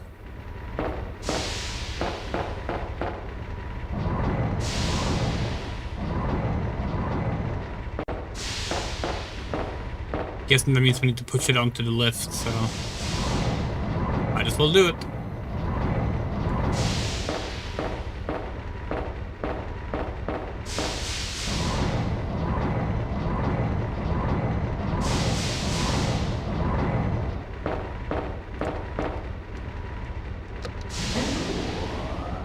What if Capcom is ever gonna do another light gun shooter? Like a real shooter. We really like the Umbrella Chronicles and the Dark Side Chronicles. But like, those games don't cover like past RE4. Actually, they don't even cover RE4. It's like RE4, RE5, RE6, the Revelations games, 7 and 8. Have still not been covered. Same thing with like Outbreak and Survivor and Dead Aim. So a lot of potential there. Investigation report on P Epsilon gas. This report demands immediate attention. The P Epsilon gas has been proven capable of incapacitating all non-bioorganic weapons. As such, it has been designated for emergency usage in the event of a BOW escape. Reports based upon data collected during prior incidents indicate the potential for negative side effects. The P Epsilon gas has been proven to weaken BOW's cellular functions. However, prolonged or repeated exposures will result in the creation of adaptive antibodies to the agents. Furthermore, some species have been observed to absorb the P Epsilon gas as a source of nutrition and use toxins extracted against anything perceived as a threat. Use of the P Epsilon gas should be severely limited to extreme cases only. We strongly request that the authority to reevaluate the P Epsilon gas deployment system. We would like this reevaluation to take place immediately. Second R&D team, a room security team. Okay.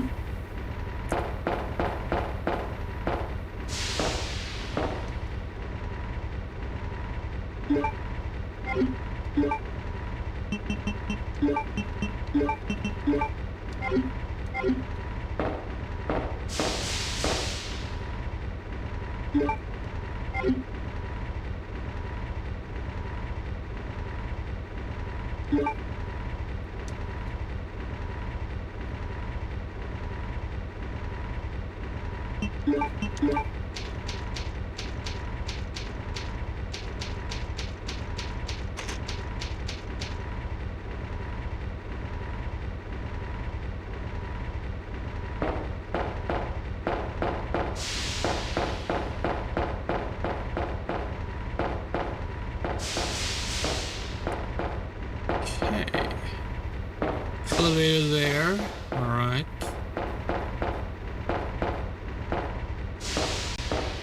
Oh, okay.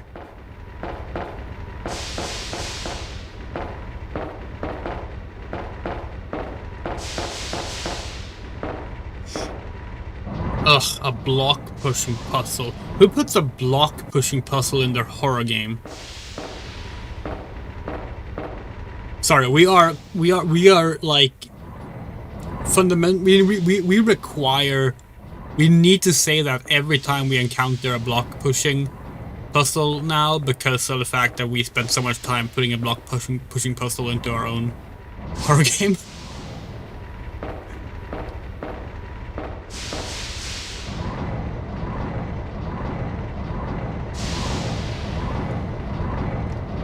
Which, by the way, that block pushing puzzle has been redesigned since we showed it off in the behind the scenes stream. Just a little bit, but it has been redesigned.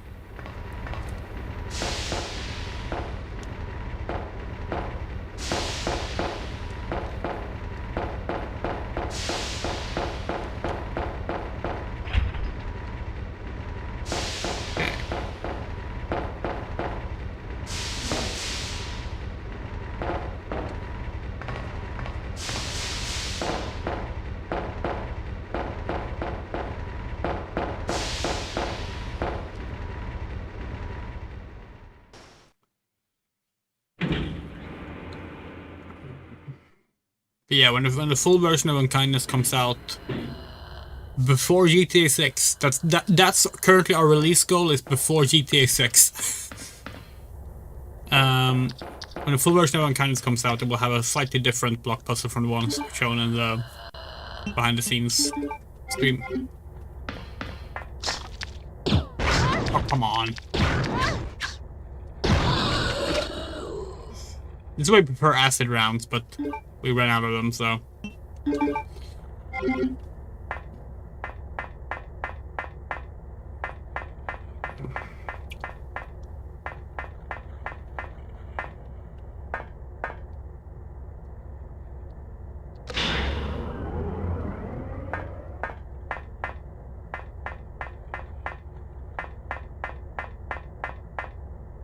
God, we still did the last stream as well, but like Claire goes through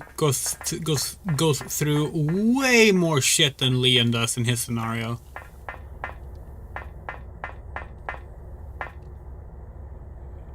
Iron smelting pool, employees only. Okay. They don't even have a lid on that thing. They just keep it open and bubbling like that.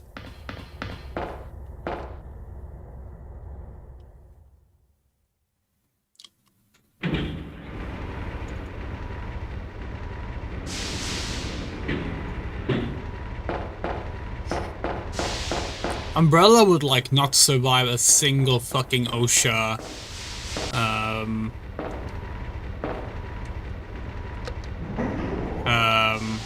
what's it called? Inspection. Like, you don't need all this shit and investigation and conspiracies and like, oh, we need to expose Umbrella. Just send a fucking OSHA person there. And they're done. Don't want to use the first aid spray just yet. Wait, this is... Are we going backwards? No. Yes. No. No. Okay.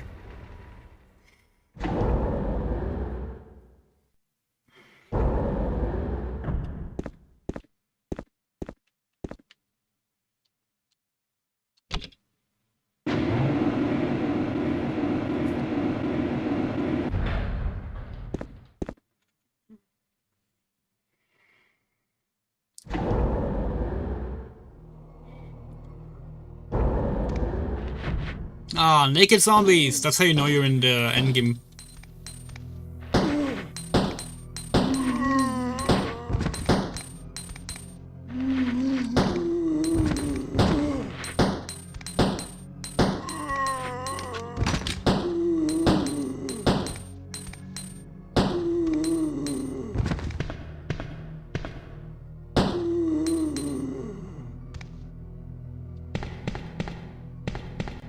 Oh!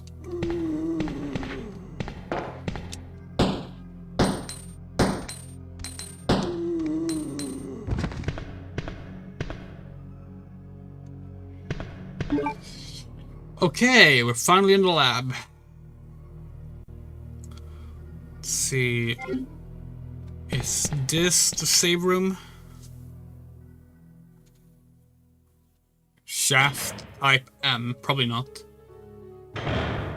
No, it is. Okay, cool.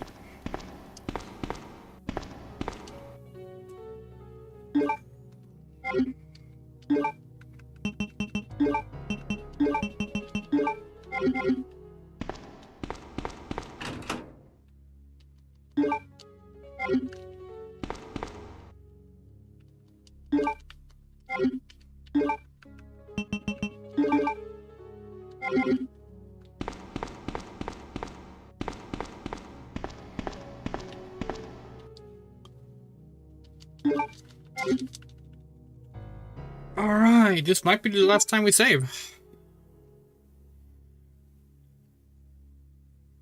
Depends on how much trouble the lab gives us. 2 hours into the stream. Okay.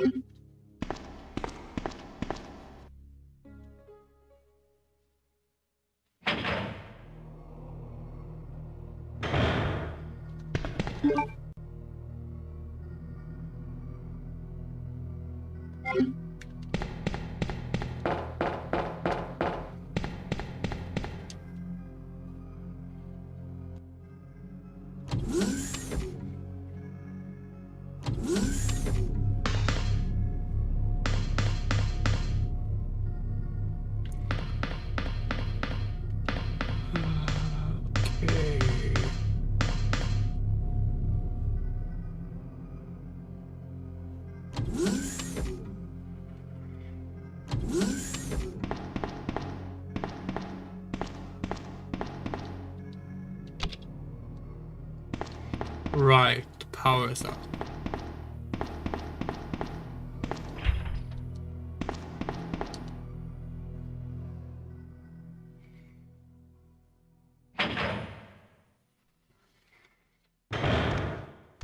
Oh, shit.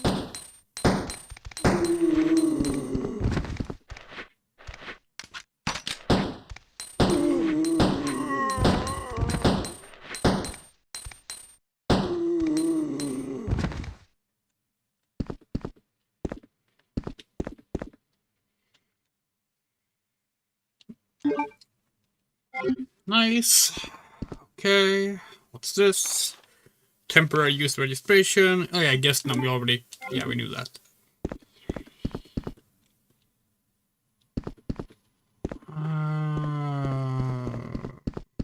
Can we climb in here?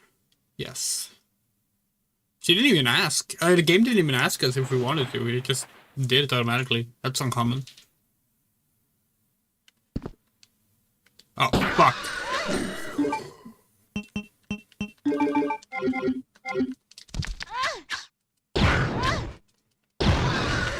Oh, for fuck's sake. Oh. God. The flame rounds are so bad compared to the acid rounds.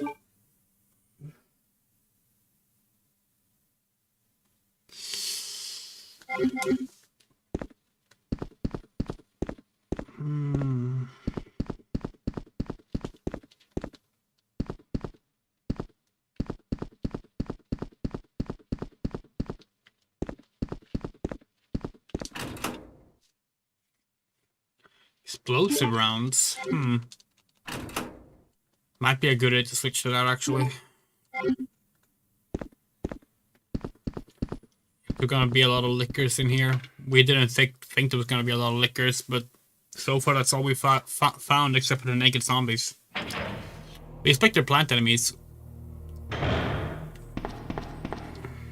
Then again, saving the explosive rounds for William and Mr. X might be a good call.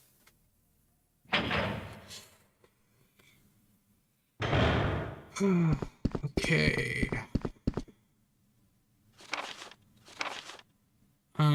Yeah, we already know this. Are you close to the end? Yes.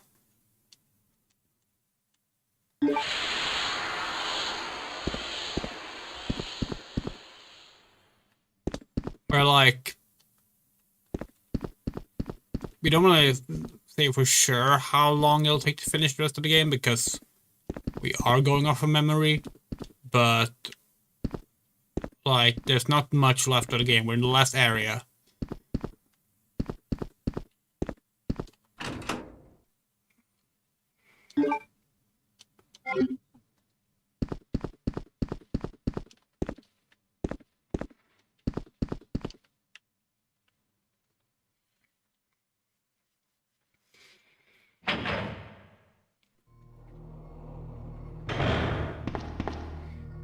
We would guess like at most 2 more hours, but again, don't want to say for sure because that's going off of memory.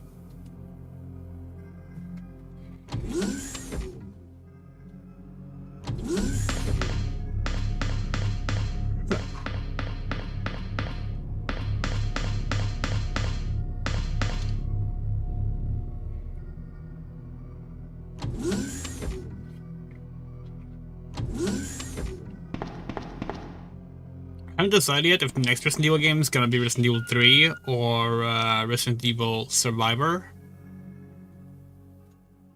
I don't remember how long Survivor is. If it's not that long, we might do it first.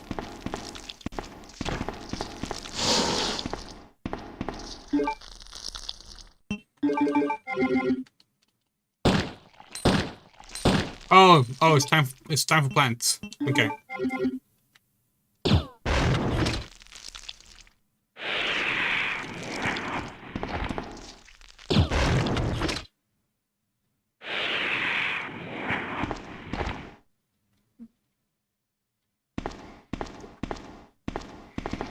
Yeah, we want to make sure we get all the main games done before Resident Evil Requiem comes out. We also do want to play just some spin-offs, you know? So it comes down to whether or not we feel like we have time to play Survivor or not.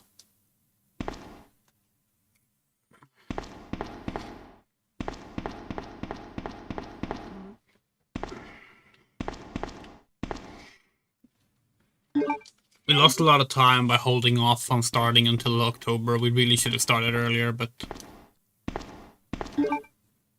that's how it goes sometimes.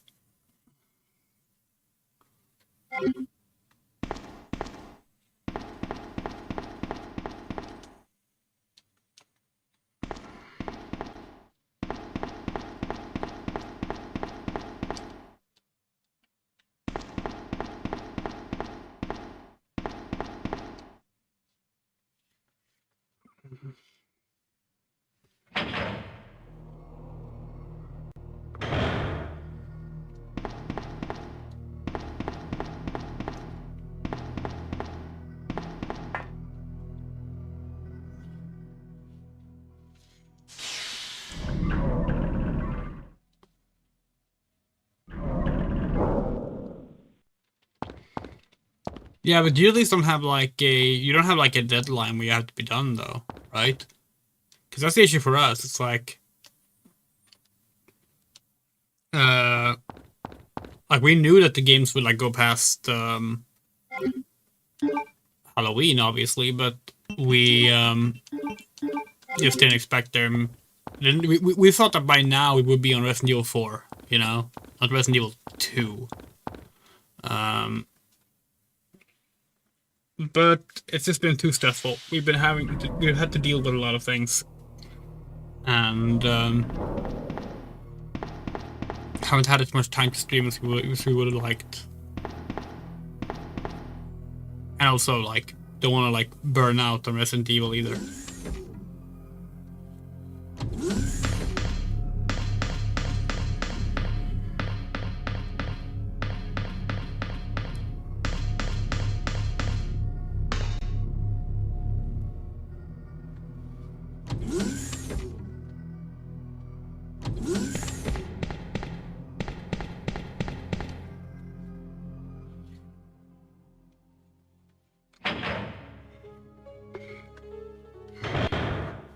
Yeah, like we said, like the game was streaming on Sunday, Calabeth.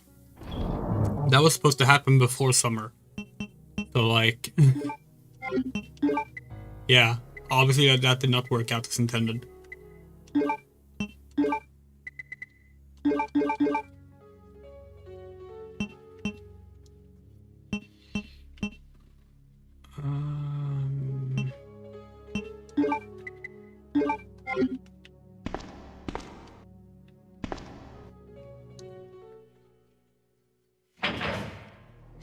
The main reason we're doing a Calabeth on Sunday is because we realized, oh shit, the year is almost over, and next year Ultima's anniversary is happening.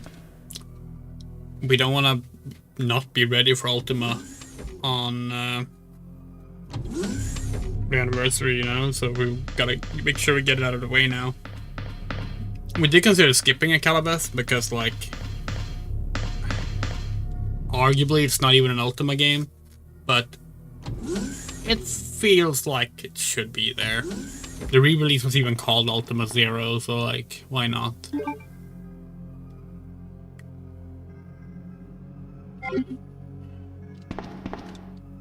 Oh. Wait. Did we go the right way?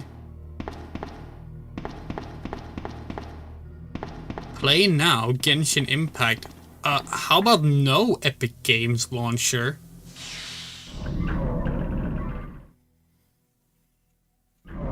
Yeah, that's true.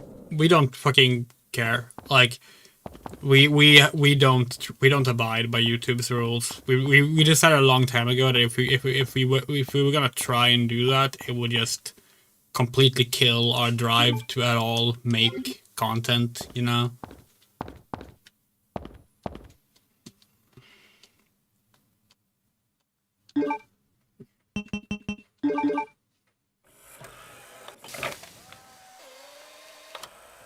It's why nothing on our channel like works the way it should for like if we wanted to have a good algorithm.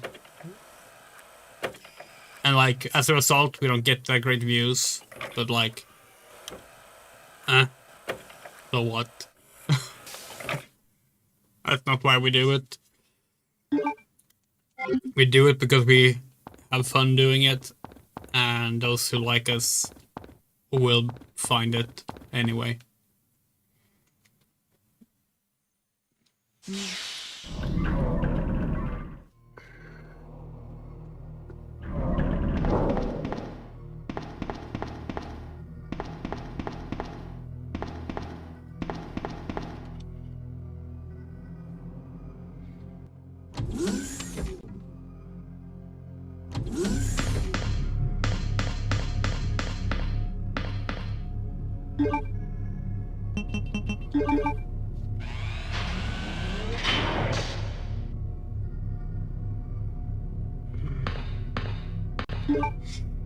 Okay, electricity is back.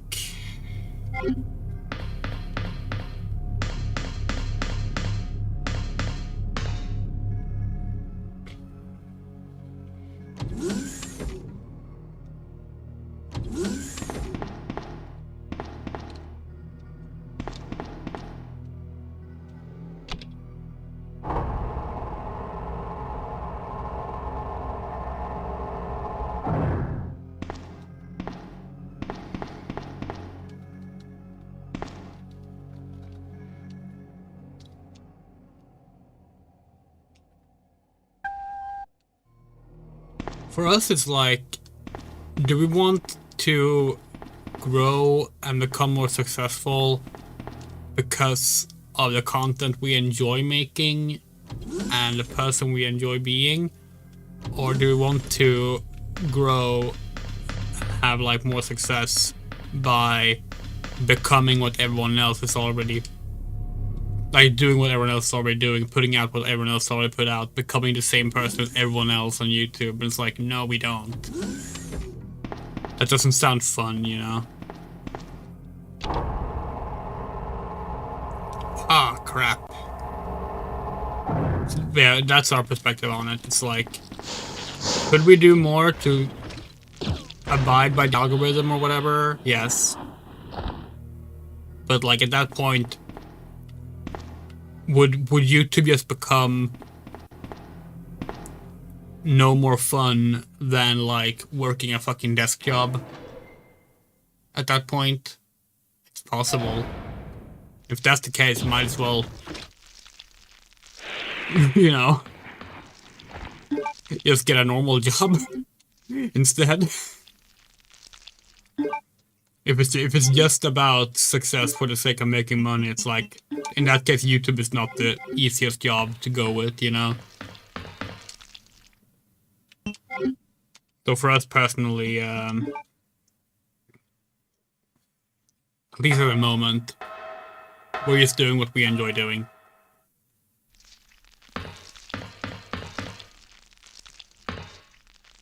Claire can't stop staring. She's having realizations about herself. She wants to fuck plants. This will be expanded upon in Resident Evil Code Veronica.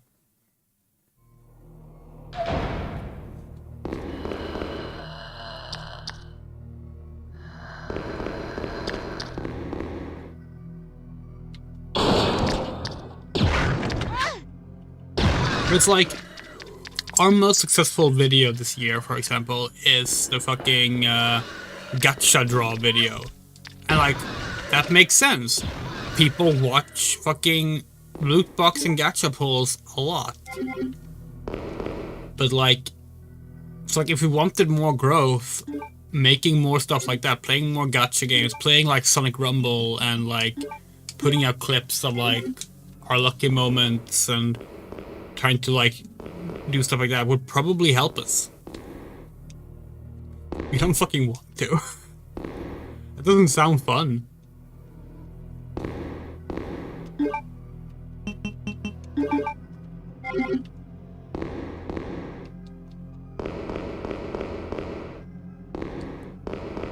Kudos to those who do enjoy doing that and who put all in their effort in doing that. Like, it's a lot of work, obviously. But it's not for us.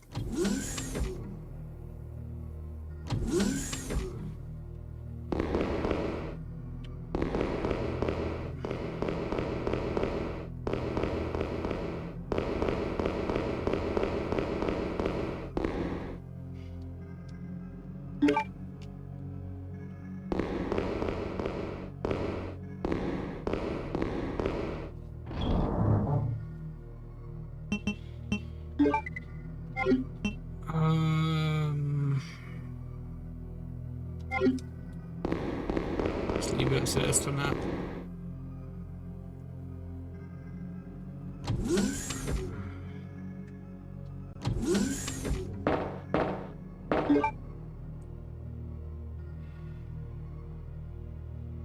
Okay.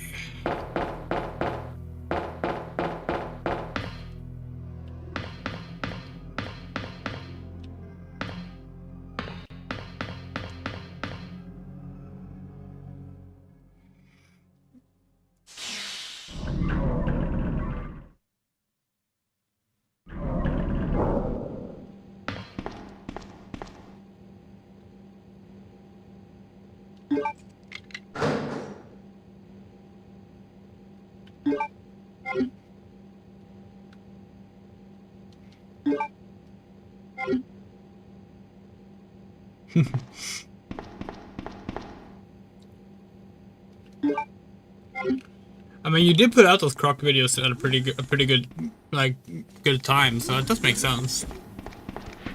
And I suppose, like if you want to be like, oh, Andrea, you say you don't really follow algorithm stuff, but you are consistently playing games that are currently in the zeitgeist, though. Like, you're playing Resident Evil right now, and everyone's being hyped up for Resident Evil Requiem. And I was like, yeah, no, you're right. You're right. That is true. That is true. You played Dragon Age leading up to when Dragon Age Veilguard was coming out. We do a lot of anniversary streams. So, like, there is, like, in that way, yes, we do still follow the algorithm in some degree. But, like, we don't do, like, the same kind of schedule uploads. We don't do, like, a weekly upload of, like, highlights. We don't do,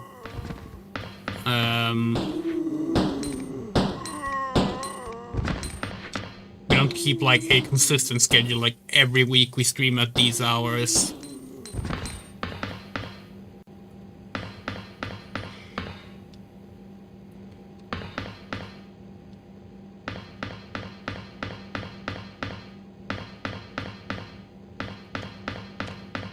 So I'm gonna collect edition. Who is it that put it out? Is it limited run games? Because they do absolutely suck at getting things out. It takes forever.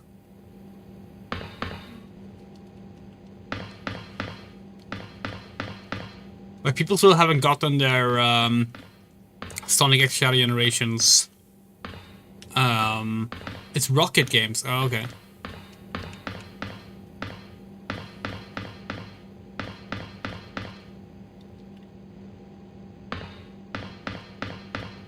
Yeah, because, like, limited run games still haven't sent out the Sonic X Shadow Generations Collector's Edition from over a year ago.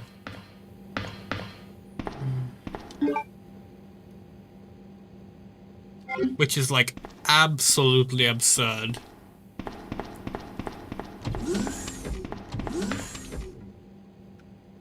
Did we miss the bow gun? Because we still don't have the bow gun.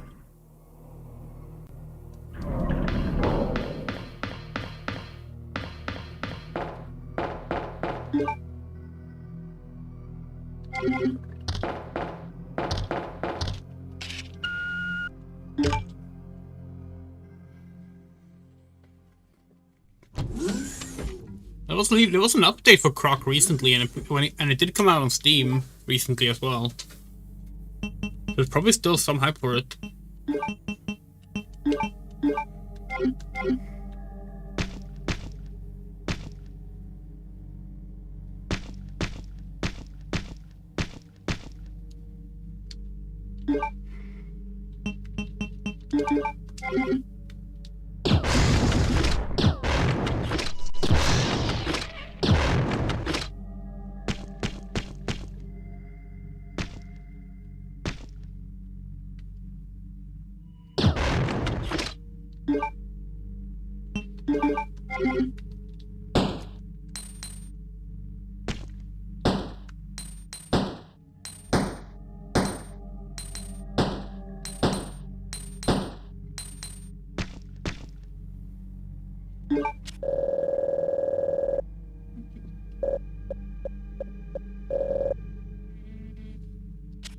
Oh shit, wait, what was the... Was he a guest password? Was that it?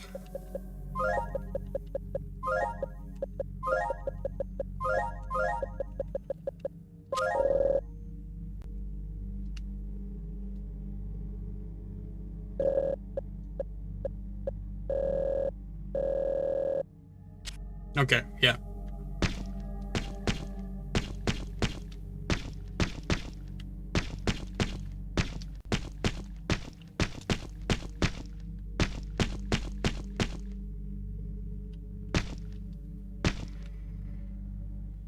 Yeah, I wonder if they're gonna announce a Croc 2 remaster or not.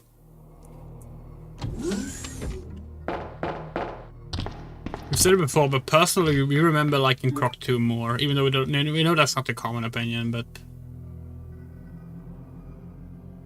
Yeah.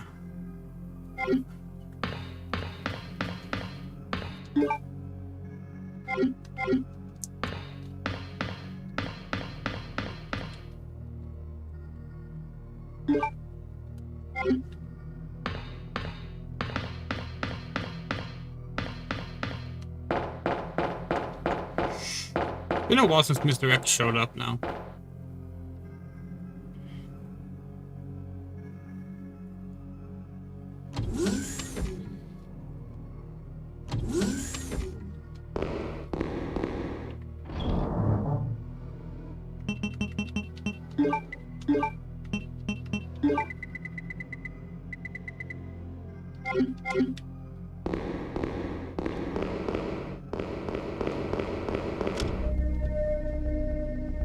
Oh, hi, Annette.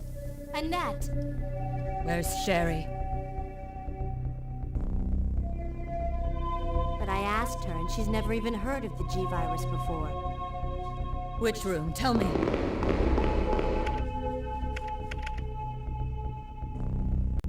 Sherry!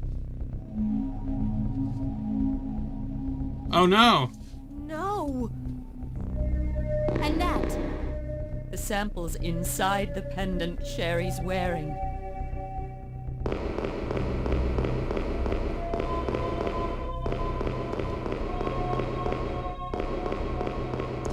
Weren't there herbs here? Fuck.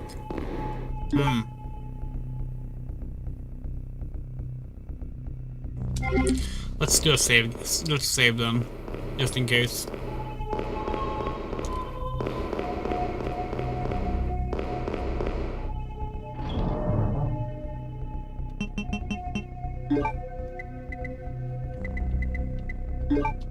Was Croc 2 released on Saturn? It wasn't, right?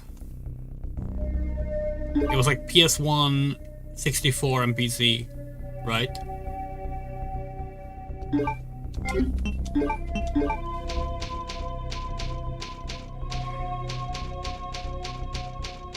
And Game Boy Color, of course.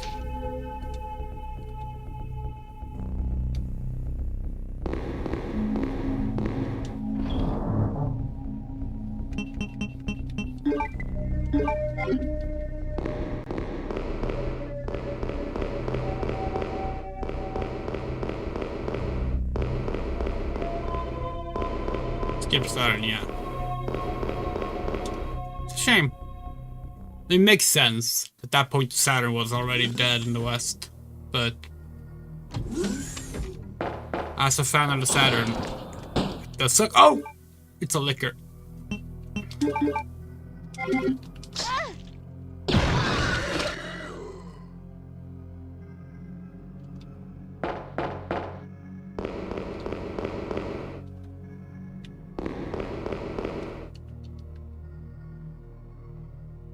Well, yeah, of course the Game Boy games are different. I mean, they're on Game Boy.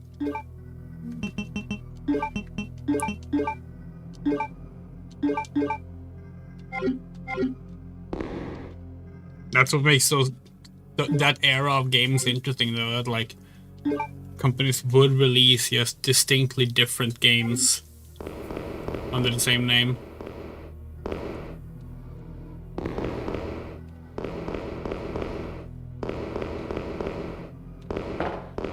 Like, you wouldn't see that today. Which is a shame. It's fun.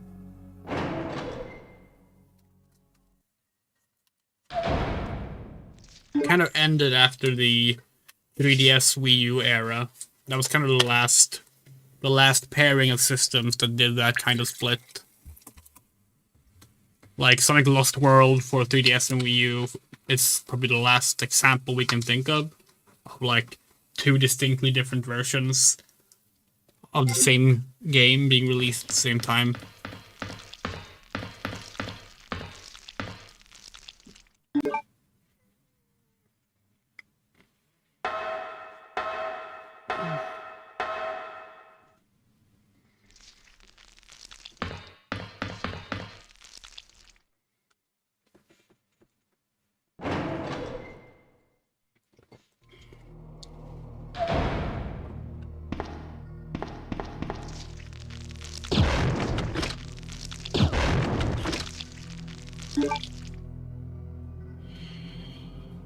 Okay.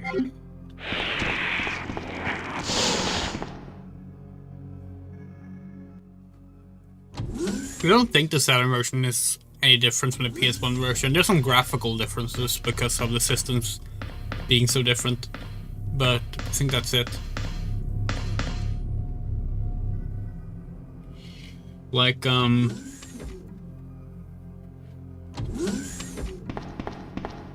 I guess similar to Resident Evil and Croc in that regard.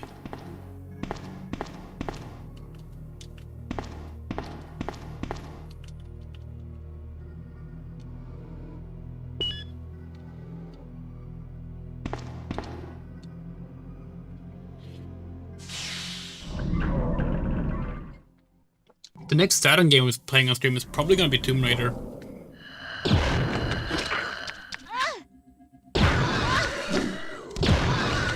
Oh, for fuck's sake.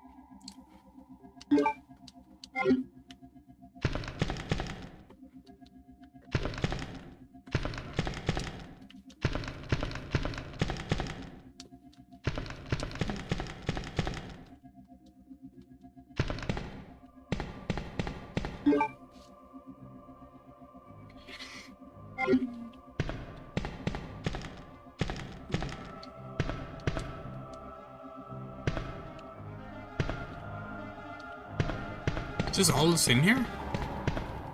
Huh. Okay.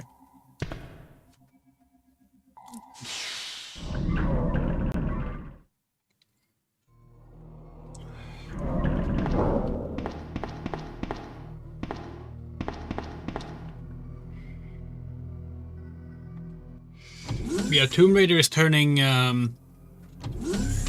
30 next year, and the Saturn version is actually the first version of Tomb Raider. So that'd be fun.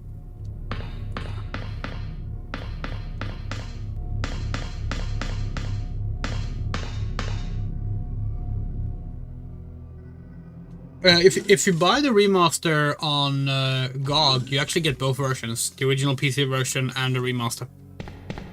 Not sure if the same is true for the Steam version, maybe, but on GOG you get both.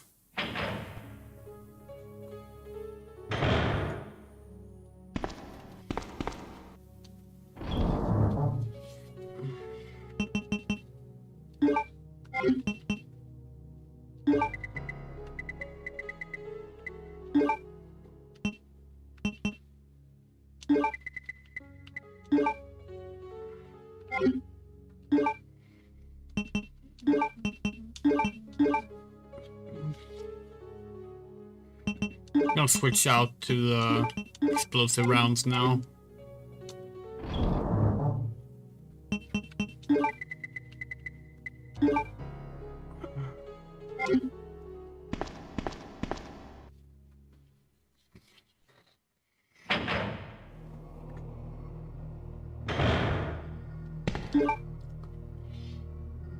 Where was it that we saw Sherry? Was it on a transport platform? It can't have been, it's right here.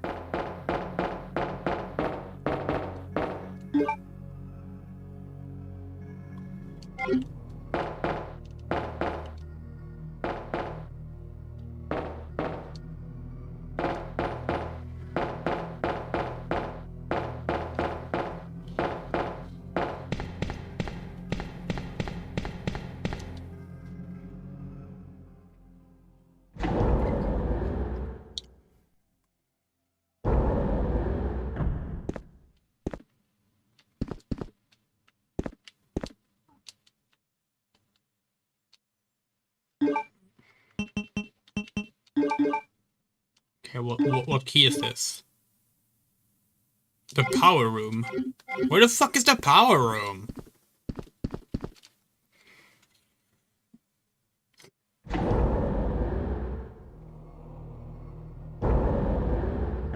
Maybe. We have the Tomb Raider Remastered Collection on Steam, both of them.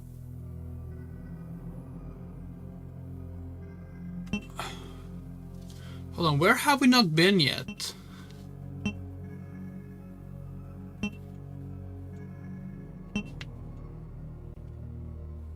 Oh, here.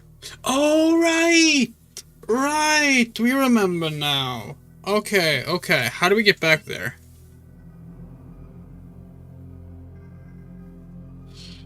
How do we get back there?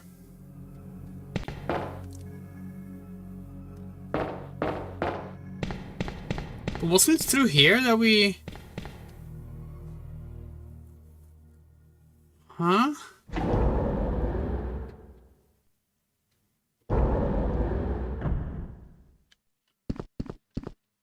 Oh. Now I feel silly.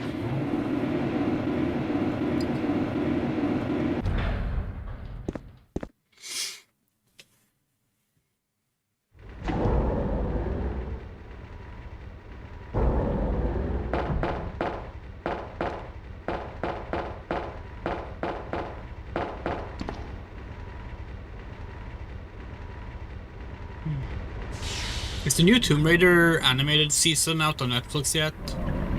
The second half of that one that came out last year?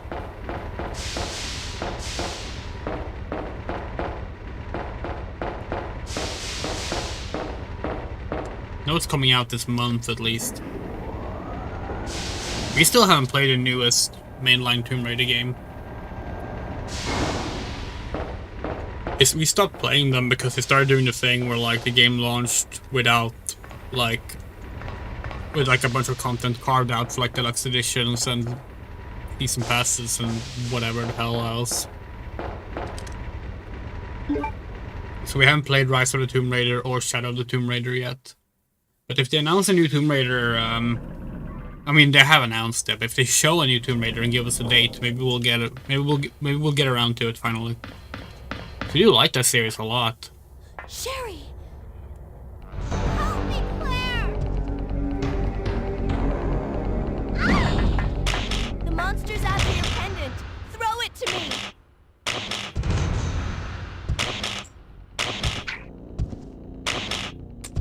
Good girl. Now run, Sherry. As for you, come and get it. I've got what you want. Come on! Here. This is what you're looking for, right? Fine. Then go get it!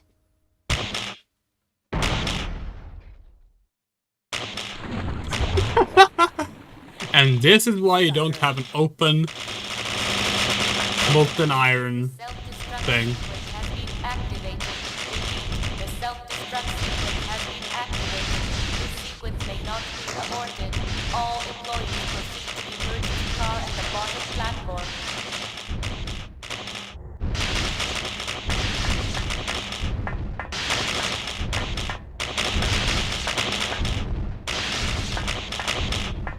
But yeah, so if you don't know, there was an animated Tomb Raider show. It's called Tomb Raider: The Legend of Lara Croft. Terrible name. And it's the sequel to Shadow of the Tomb Raider. So it's the latest entry in the mainline Tomb Raider series after the reboot. And it got a season last year, earlier this year maybe it was. And second season Where are you? was this month. Sherry! Second and last season, we should say. Where is she?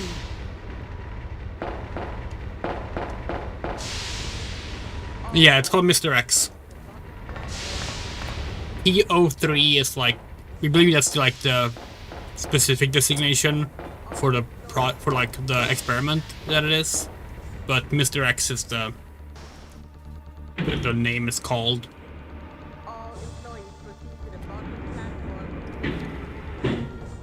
Like no one calls it TO3, like it's Mr. X. Just like Nemesis is called whatever that one's designation is, it's Nemesis.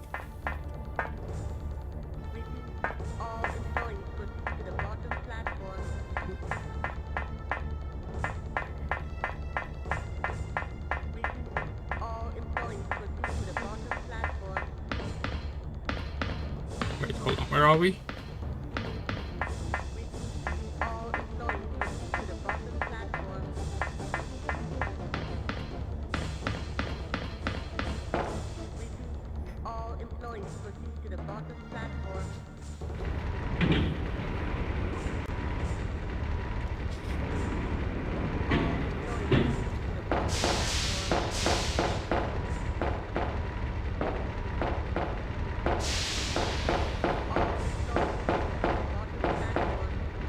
Where the fuck are we supposed to go? We're so lost right now.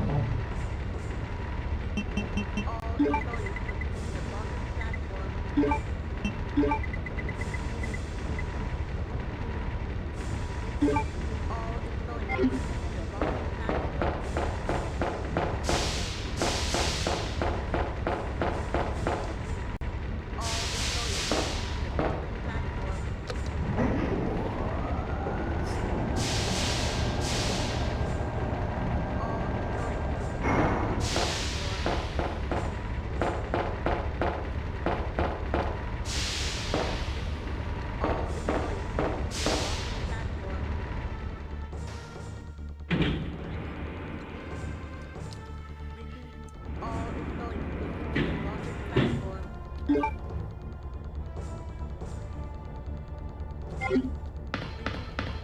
employees proceed to the bottom platform. It's almost over. Where the fuck are we going though? Why can't we find the way back?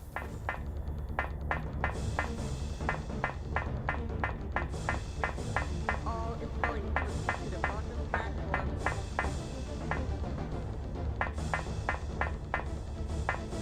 How have we somehow... We literally just need to go back to where we came from, but we can't find it.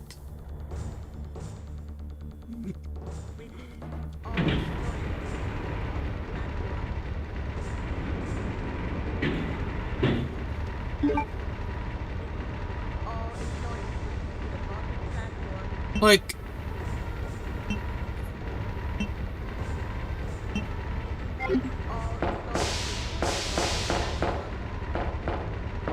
Like, where did we come from?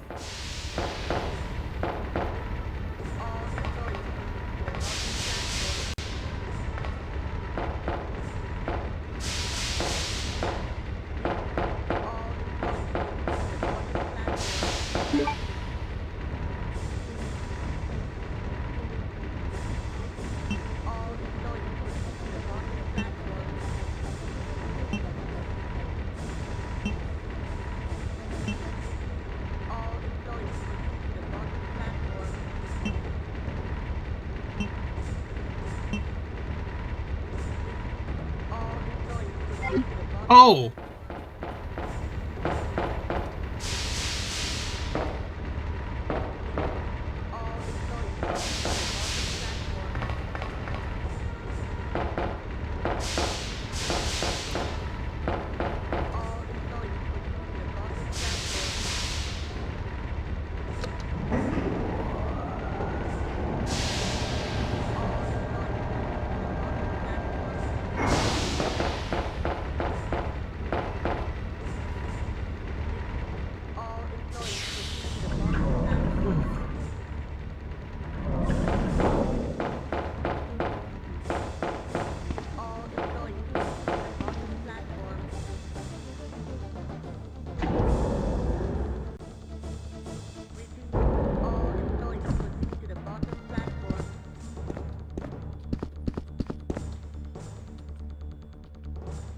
Right.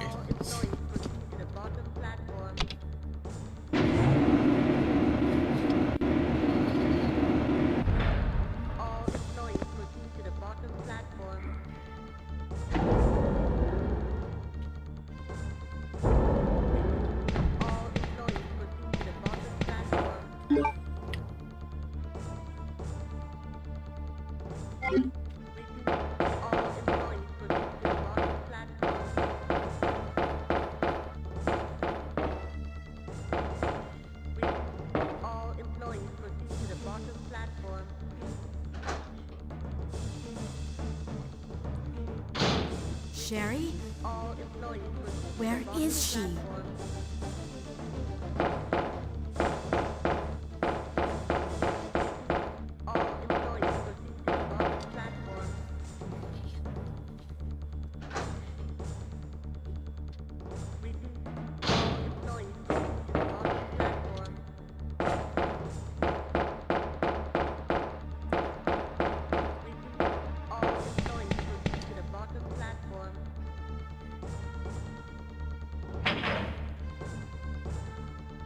Did she lose her vest? She gave it to Sherry when they were out at the lab.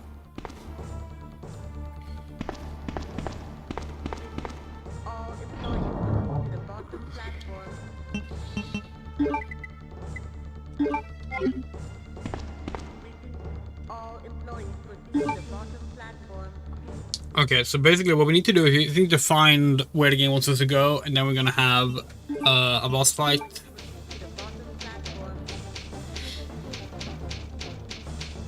But technically it's 2 boss fights, but whatever, and then the game will be over. Gotta say, RE2 definitely easier than RE1, which we didn't expect. Like, the only deaths we had so far was the crocodile fight with Leon, because we were doing it wrong.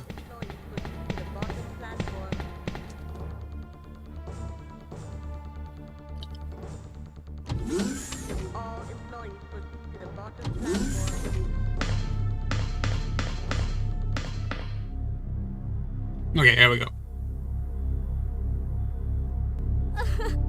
Mom! Mom! Sherry, you have to escape. I know I've been a terrible mother, but I still love you. Forgive me. Mom! Sherry, we have to go now. Yeah, that's her mom.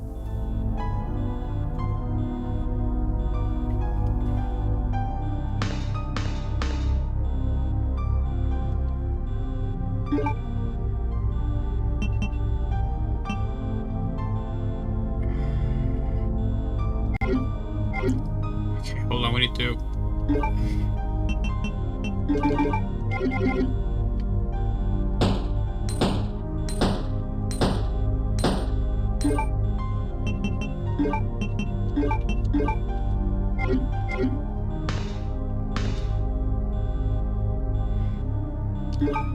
There we go. Master key.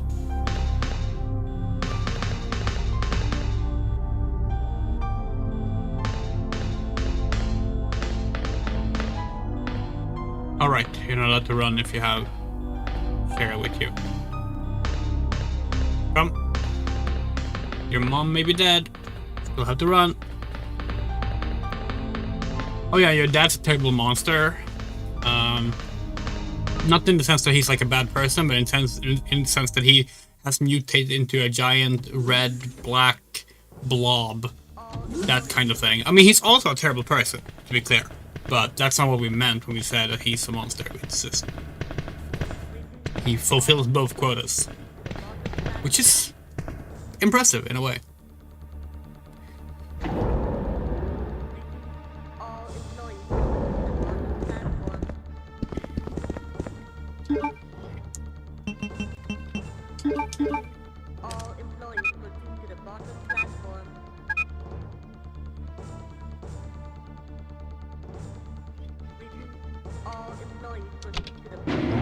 Here we go.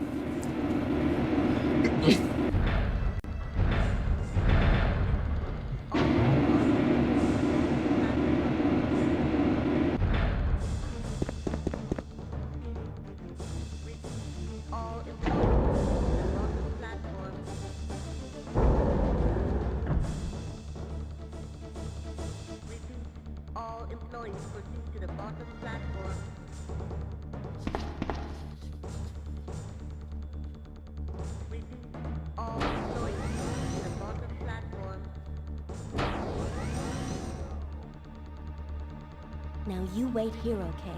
I'll go and get this thing moving. Oh, maybe there's only one boss, actually. Maybe we're thinking of the remake when we said there was 2 bosses left.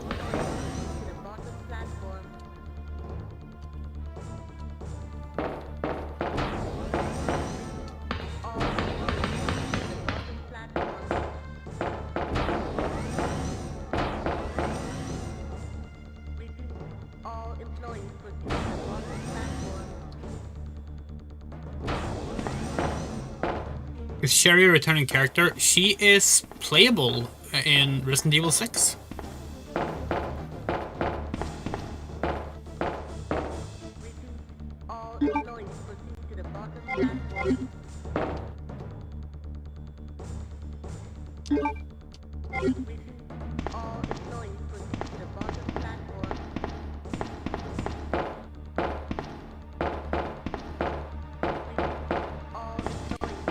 Resident Evil 6 features 3 returning characters and 4 returning characters and 4 original characters. Was that the bad game? Yes. So like it has Chris, and he is paired up with Pierce, a new character. It has Leon, he's paired up with Helena, a new character. It has Sherry, she's paired up with Jake, a new character. And then there's also Ada, who is paired up technically with no one, but if you play co-op, she is paired up with some random character.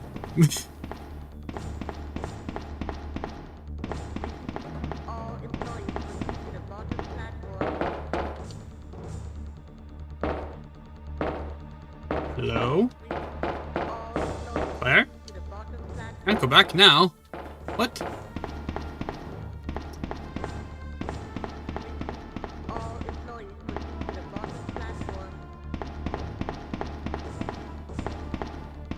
Oh, this is the door we used the key for. But yeah, Resident Evil 6, we did not like Resident Evil 6.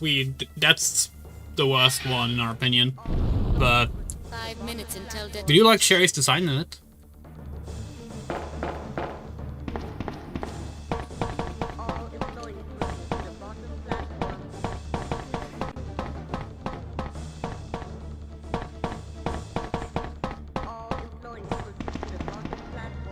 When we get there, we will definitely play as Cherry, not as Jake.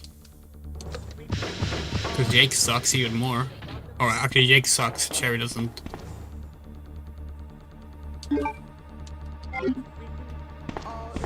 Okay. Jake Mueller, that's his full name, is Albert Wesker's secret son. For some reason.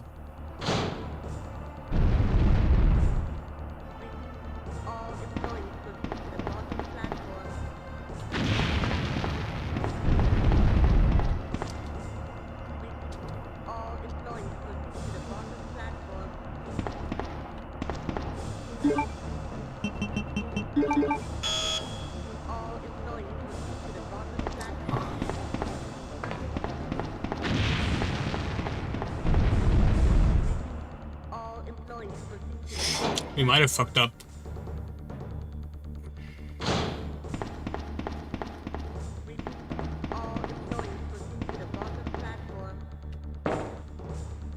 Yeah. Guess we're wasting a first aid spray.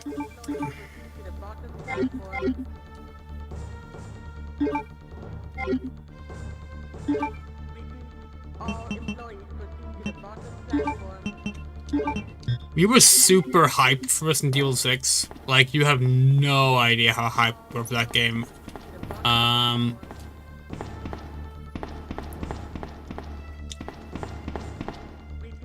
And ultimately, we hated it so much that we sold our Resident Evil collection after the game came out.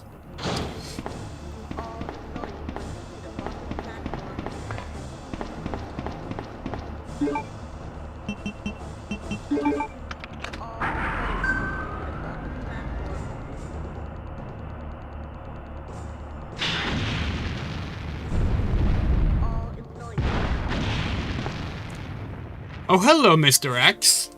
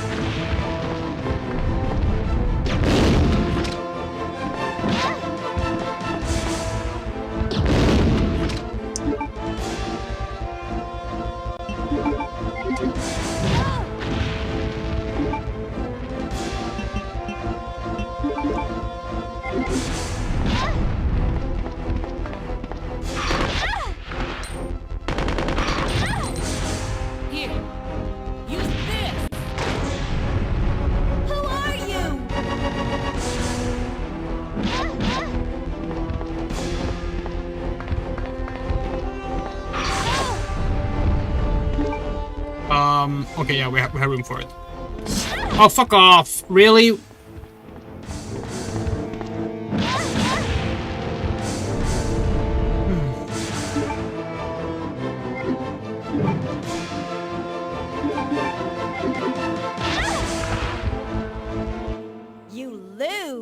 big guy.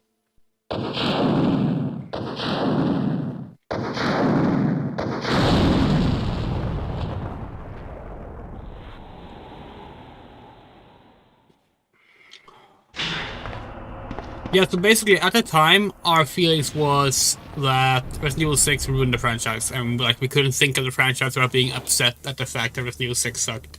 So we sold our collection. Now, as an adult, we were an adult at the time as well, but as an older adult, we find that incredibly childish, and we regret doing it big time. But hey, we were an unmedicated, highly emotional,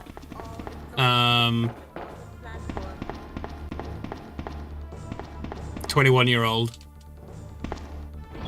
with undiagnosed autism and a bunch of other disorders.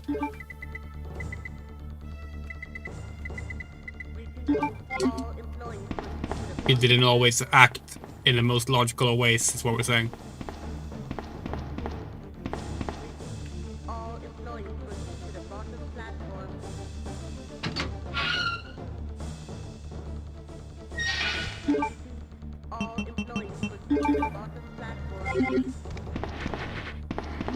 Oh, fuck the hell off.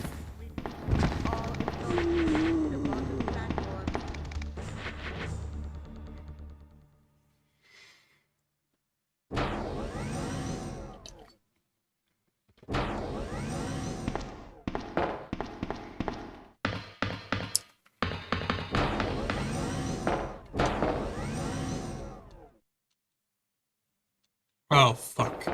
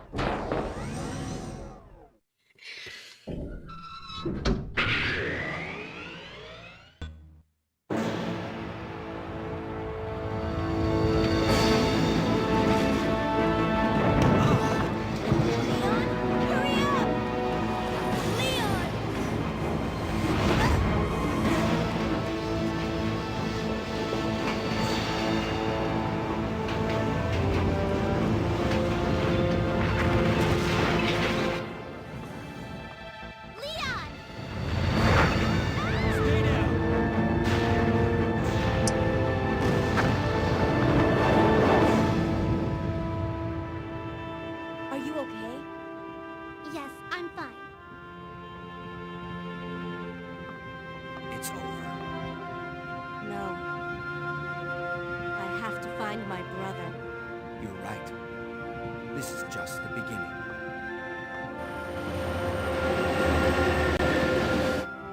Ah, my God has protected you.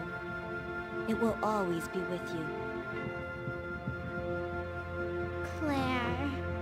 Sherry.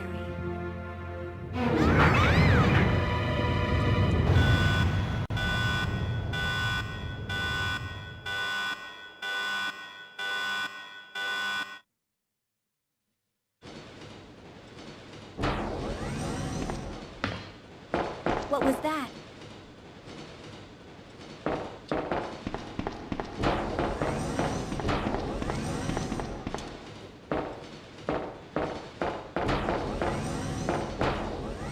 Warning. Biohazardous outbreak imminent. The emergency system has been activated. This train will detonate. Repeat, this train will detonate. No! What's wrong with this thing? I don't know. The door won't open.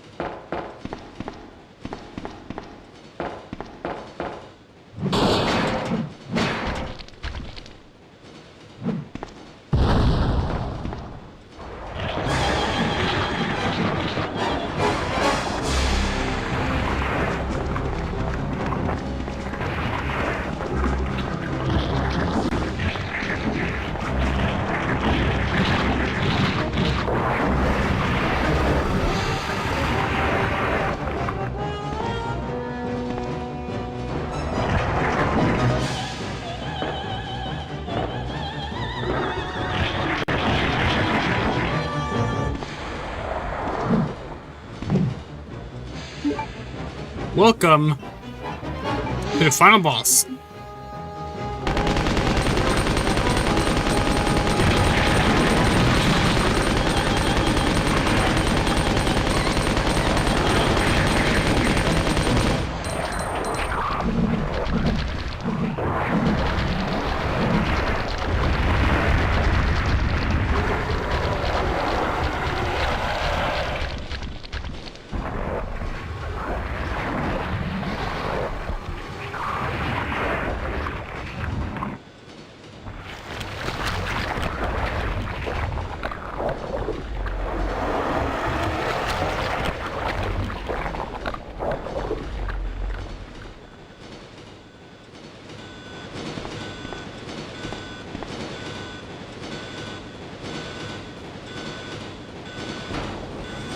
That was William, by the way.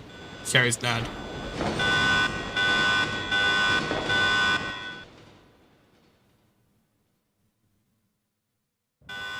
Warning. Warning. And that's Resident Evil 2. System has been activated.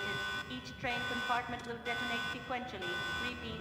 Each train compartment will detonate sequentially. Leon, stop the train! I can't. The door to the control room is locked. What is it? Sherry, get back!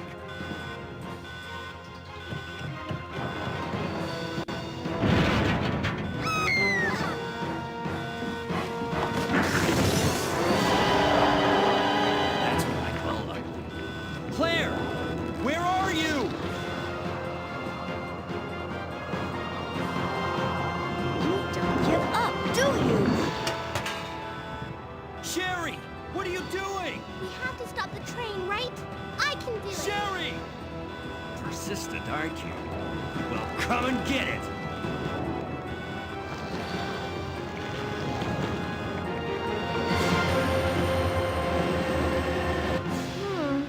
Which one's the right switch?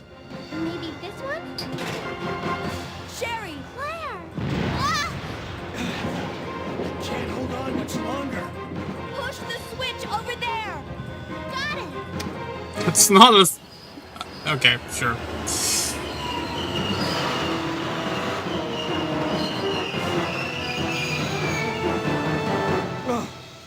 Finally.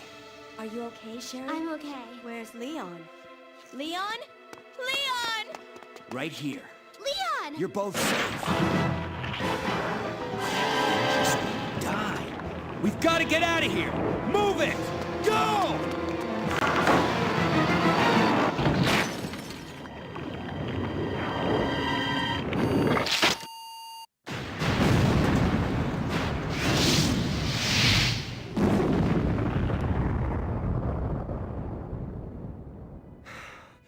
That was a close one.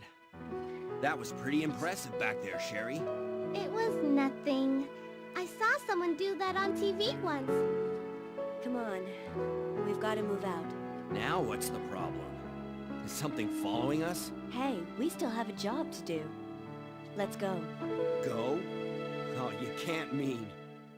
Chris, I have to find you.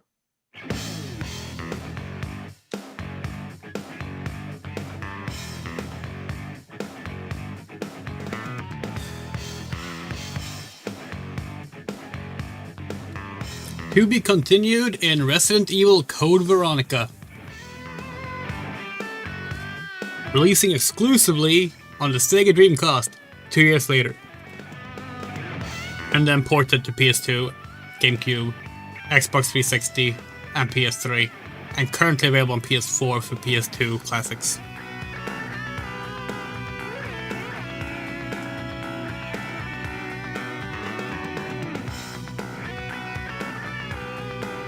Cheryl will find out. Cheryl will find out.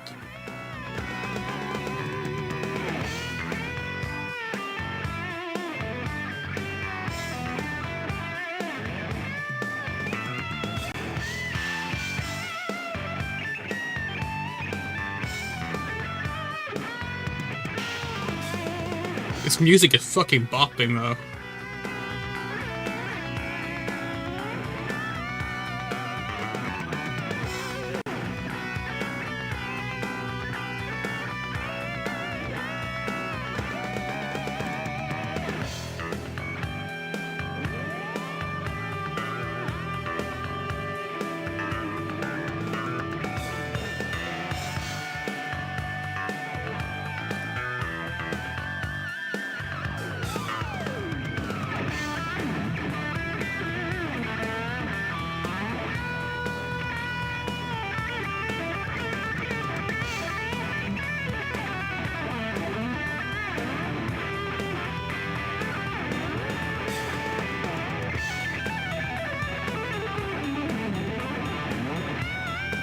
It's actually kind of funny how this game was much easier than RE1 because Code Veronica is a direct sequel to this, and Code Veronica is probably the hardest Resident Evil game.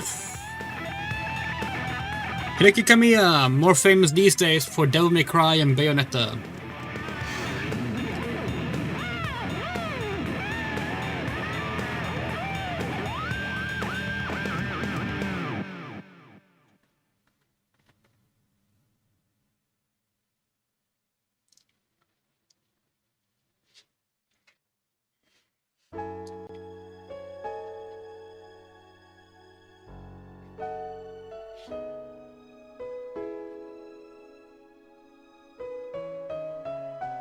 Ranking D. Yeah. We had 0 deaths, so we never needed those saves, but we couldn't know that going in, obviously. Better safe than sorry.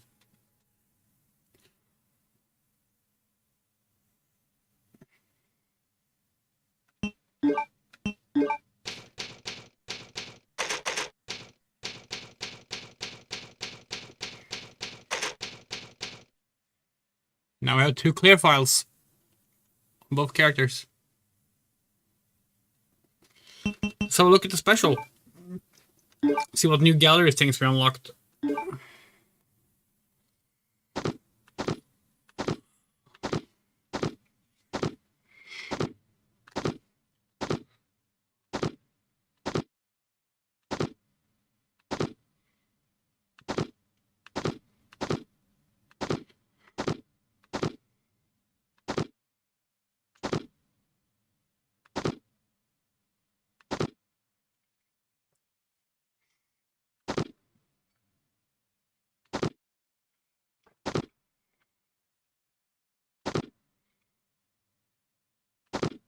Yeah, so that was the final boss. That was William Birkin in his final form. There's Mr. X.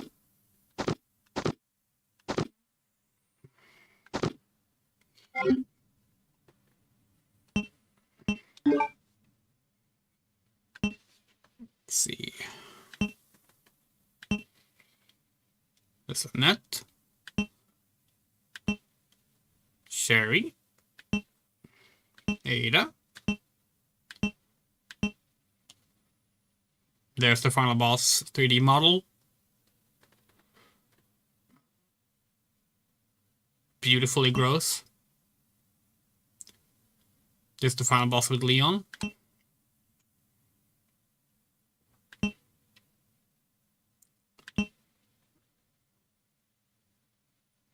Yeah, so we fought this boss at the start of the stream, and this was the first time. This was Leon's first boss with Birkin, and I think both of them fought this one.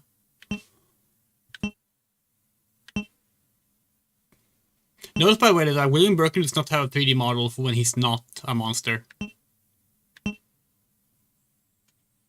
Mr. X final boss form, Mr. X normal form. That's the specimen that Leon fought.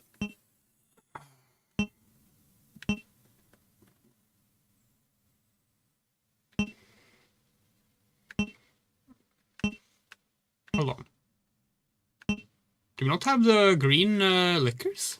Huh.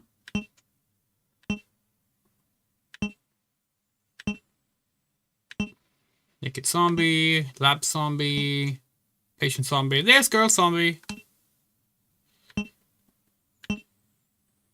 Claire and Leon. And if we swap over to the other disc,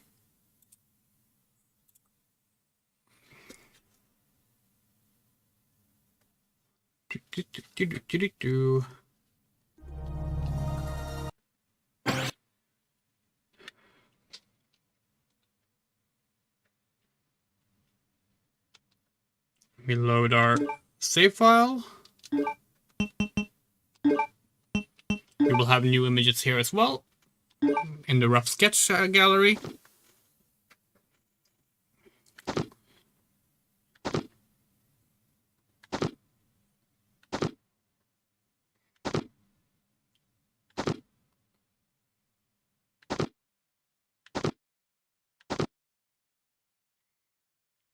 You know, it's so interesting, you know, like they sketch up all these areas and then do 3D models, and then they turn those 3D models into flat images again to make them backgrounds for the game. It's such an interesting and like needlessly complicated way of getting the backgrounds. They could have done hand-painted backgrounds, but then corrections would have been difficult, obviously.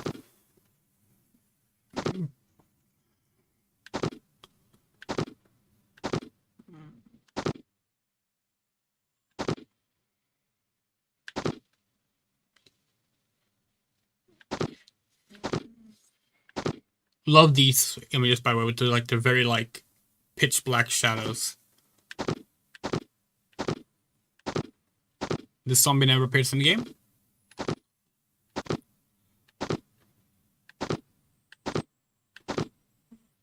This is one of our favorite images, actually. This shot of Annette is beautiful. So is this art of Sherry. This is all from the original version of the game. That's often called Resident Evil 1.5. So is this, we think.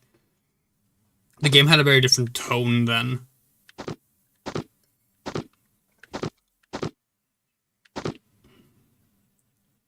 Like, look at this woman. How is that not a lesbian? Like, come on.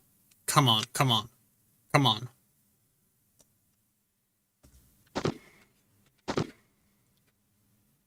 Yeah, so that's Elsa Walker, the character, the outfit is Elsa Walker at least, the character that was later turned into Claire Redfield.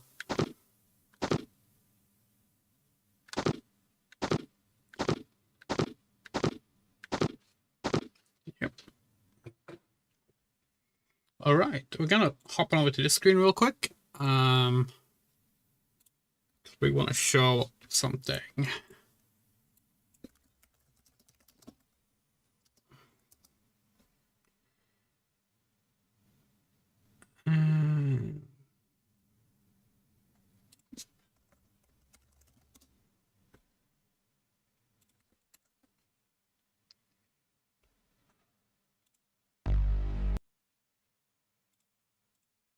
Okay, let's see. Browser. So this right here is the unfinished Resident Evil 2 before they this is a fan-made like reconstruction off of builds that also has been fixed up. Hold on, the aspect ratio is all wrong. With 3.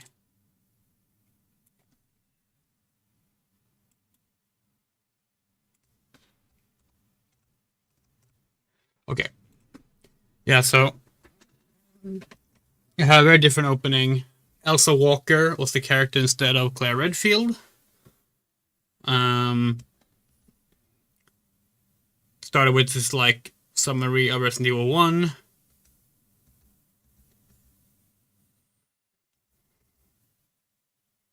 And yeah, Umbrella actually got shut down in this version.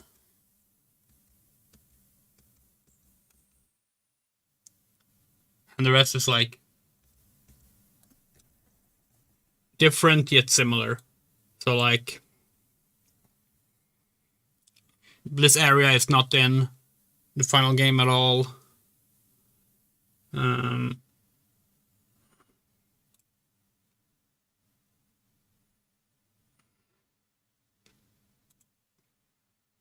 Yeah, so this is where you meet Sherry for the first time.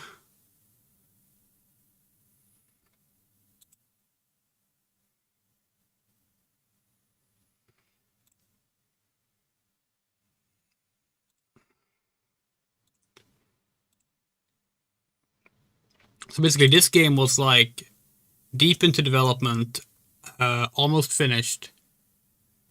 But they didn't like it, basically. So they scrapped almost everything here. They scrapped, reworked the story, reworked all the areas, and yeah, made the game that we now know as Resident Evil 2. For the longest time, there was like almost nothing known about this game other than like a few some information that Capcom shared through like promotional angles. And then later through a promotional disc in Japan that showed off some of the unreleased things. Here's the train. You might recognize the train is actually the same. This is actually the same stuff as in the final game where we were. This place got reused. No, Elsa Walker's never been used in an official Resident Evil game after this. She was abandoned and replaced with Claire, and Capcom never brought her back. But like, for example, like very different end boss. William Birkin here has a different design that you saw in the concept art.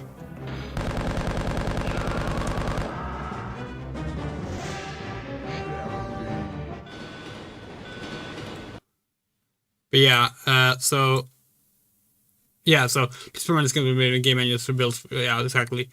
So a lot of things are missing here. But basically, a build of this game came out, and fans have like touched it up to make it playable in as close to a finishable state as possible. But yeah, and that's in the fandom that's called Resident Evil 1.5. A similar thing happened to Resident Evil 4, where the earlier versions are often called Resident Evil 3.5. Although, oddly enough, no one ever does that with the Resident Evil 7 prototype. No one calls that Resident Evil 6.5, but oh well. That's Resident Evil 2. Really good game. Holds up really well. Very fun to play through again. Next up is either Resident Evil Survivor or Resident Evil 3 Nemesis. We haven't decided yet. Neither of those games are games that we like much. At least we didn't like them much when we last played them, which was, 20 years ago or something. So we'll see. Maybe we like them now. But those will be coming next. Next up, in terms of streams, though, tomorrow there might be a Let's Watch stream for the PC Gaming Show. If not, we will play something else. Maybe we'll do a... Actually, we're not going to say anything yet. There will be a stream tomorrow. It's either going to be a Let's Watch the PC Gaming Show, or it's going to be a game. But on Sunday at 10 p.m., we are playing a Calabeth World of Doom from 1979. And that's a very special stream, because it is the game that was the foundation for Ultima, one of our favorite role-playing game series. It's also going to be the oldest game we've ever played on a stream. 1979. That is 46 years ago. Yeah. That'll be fun.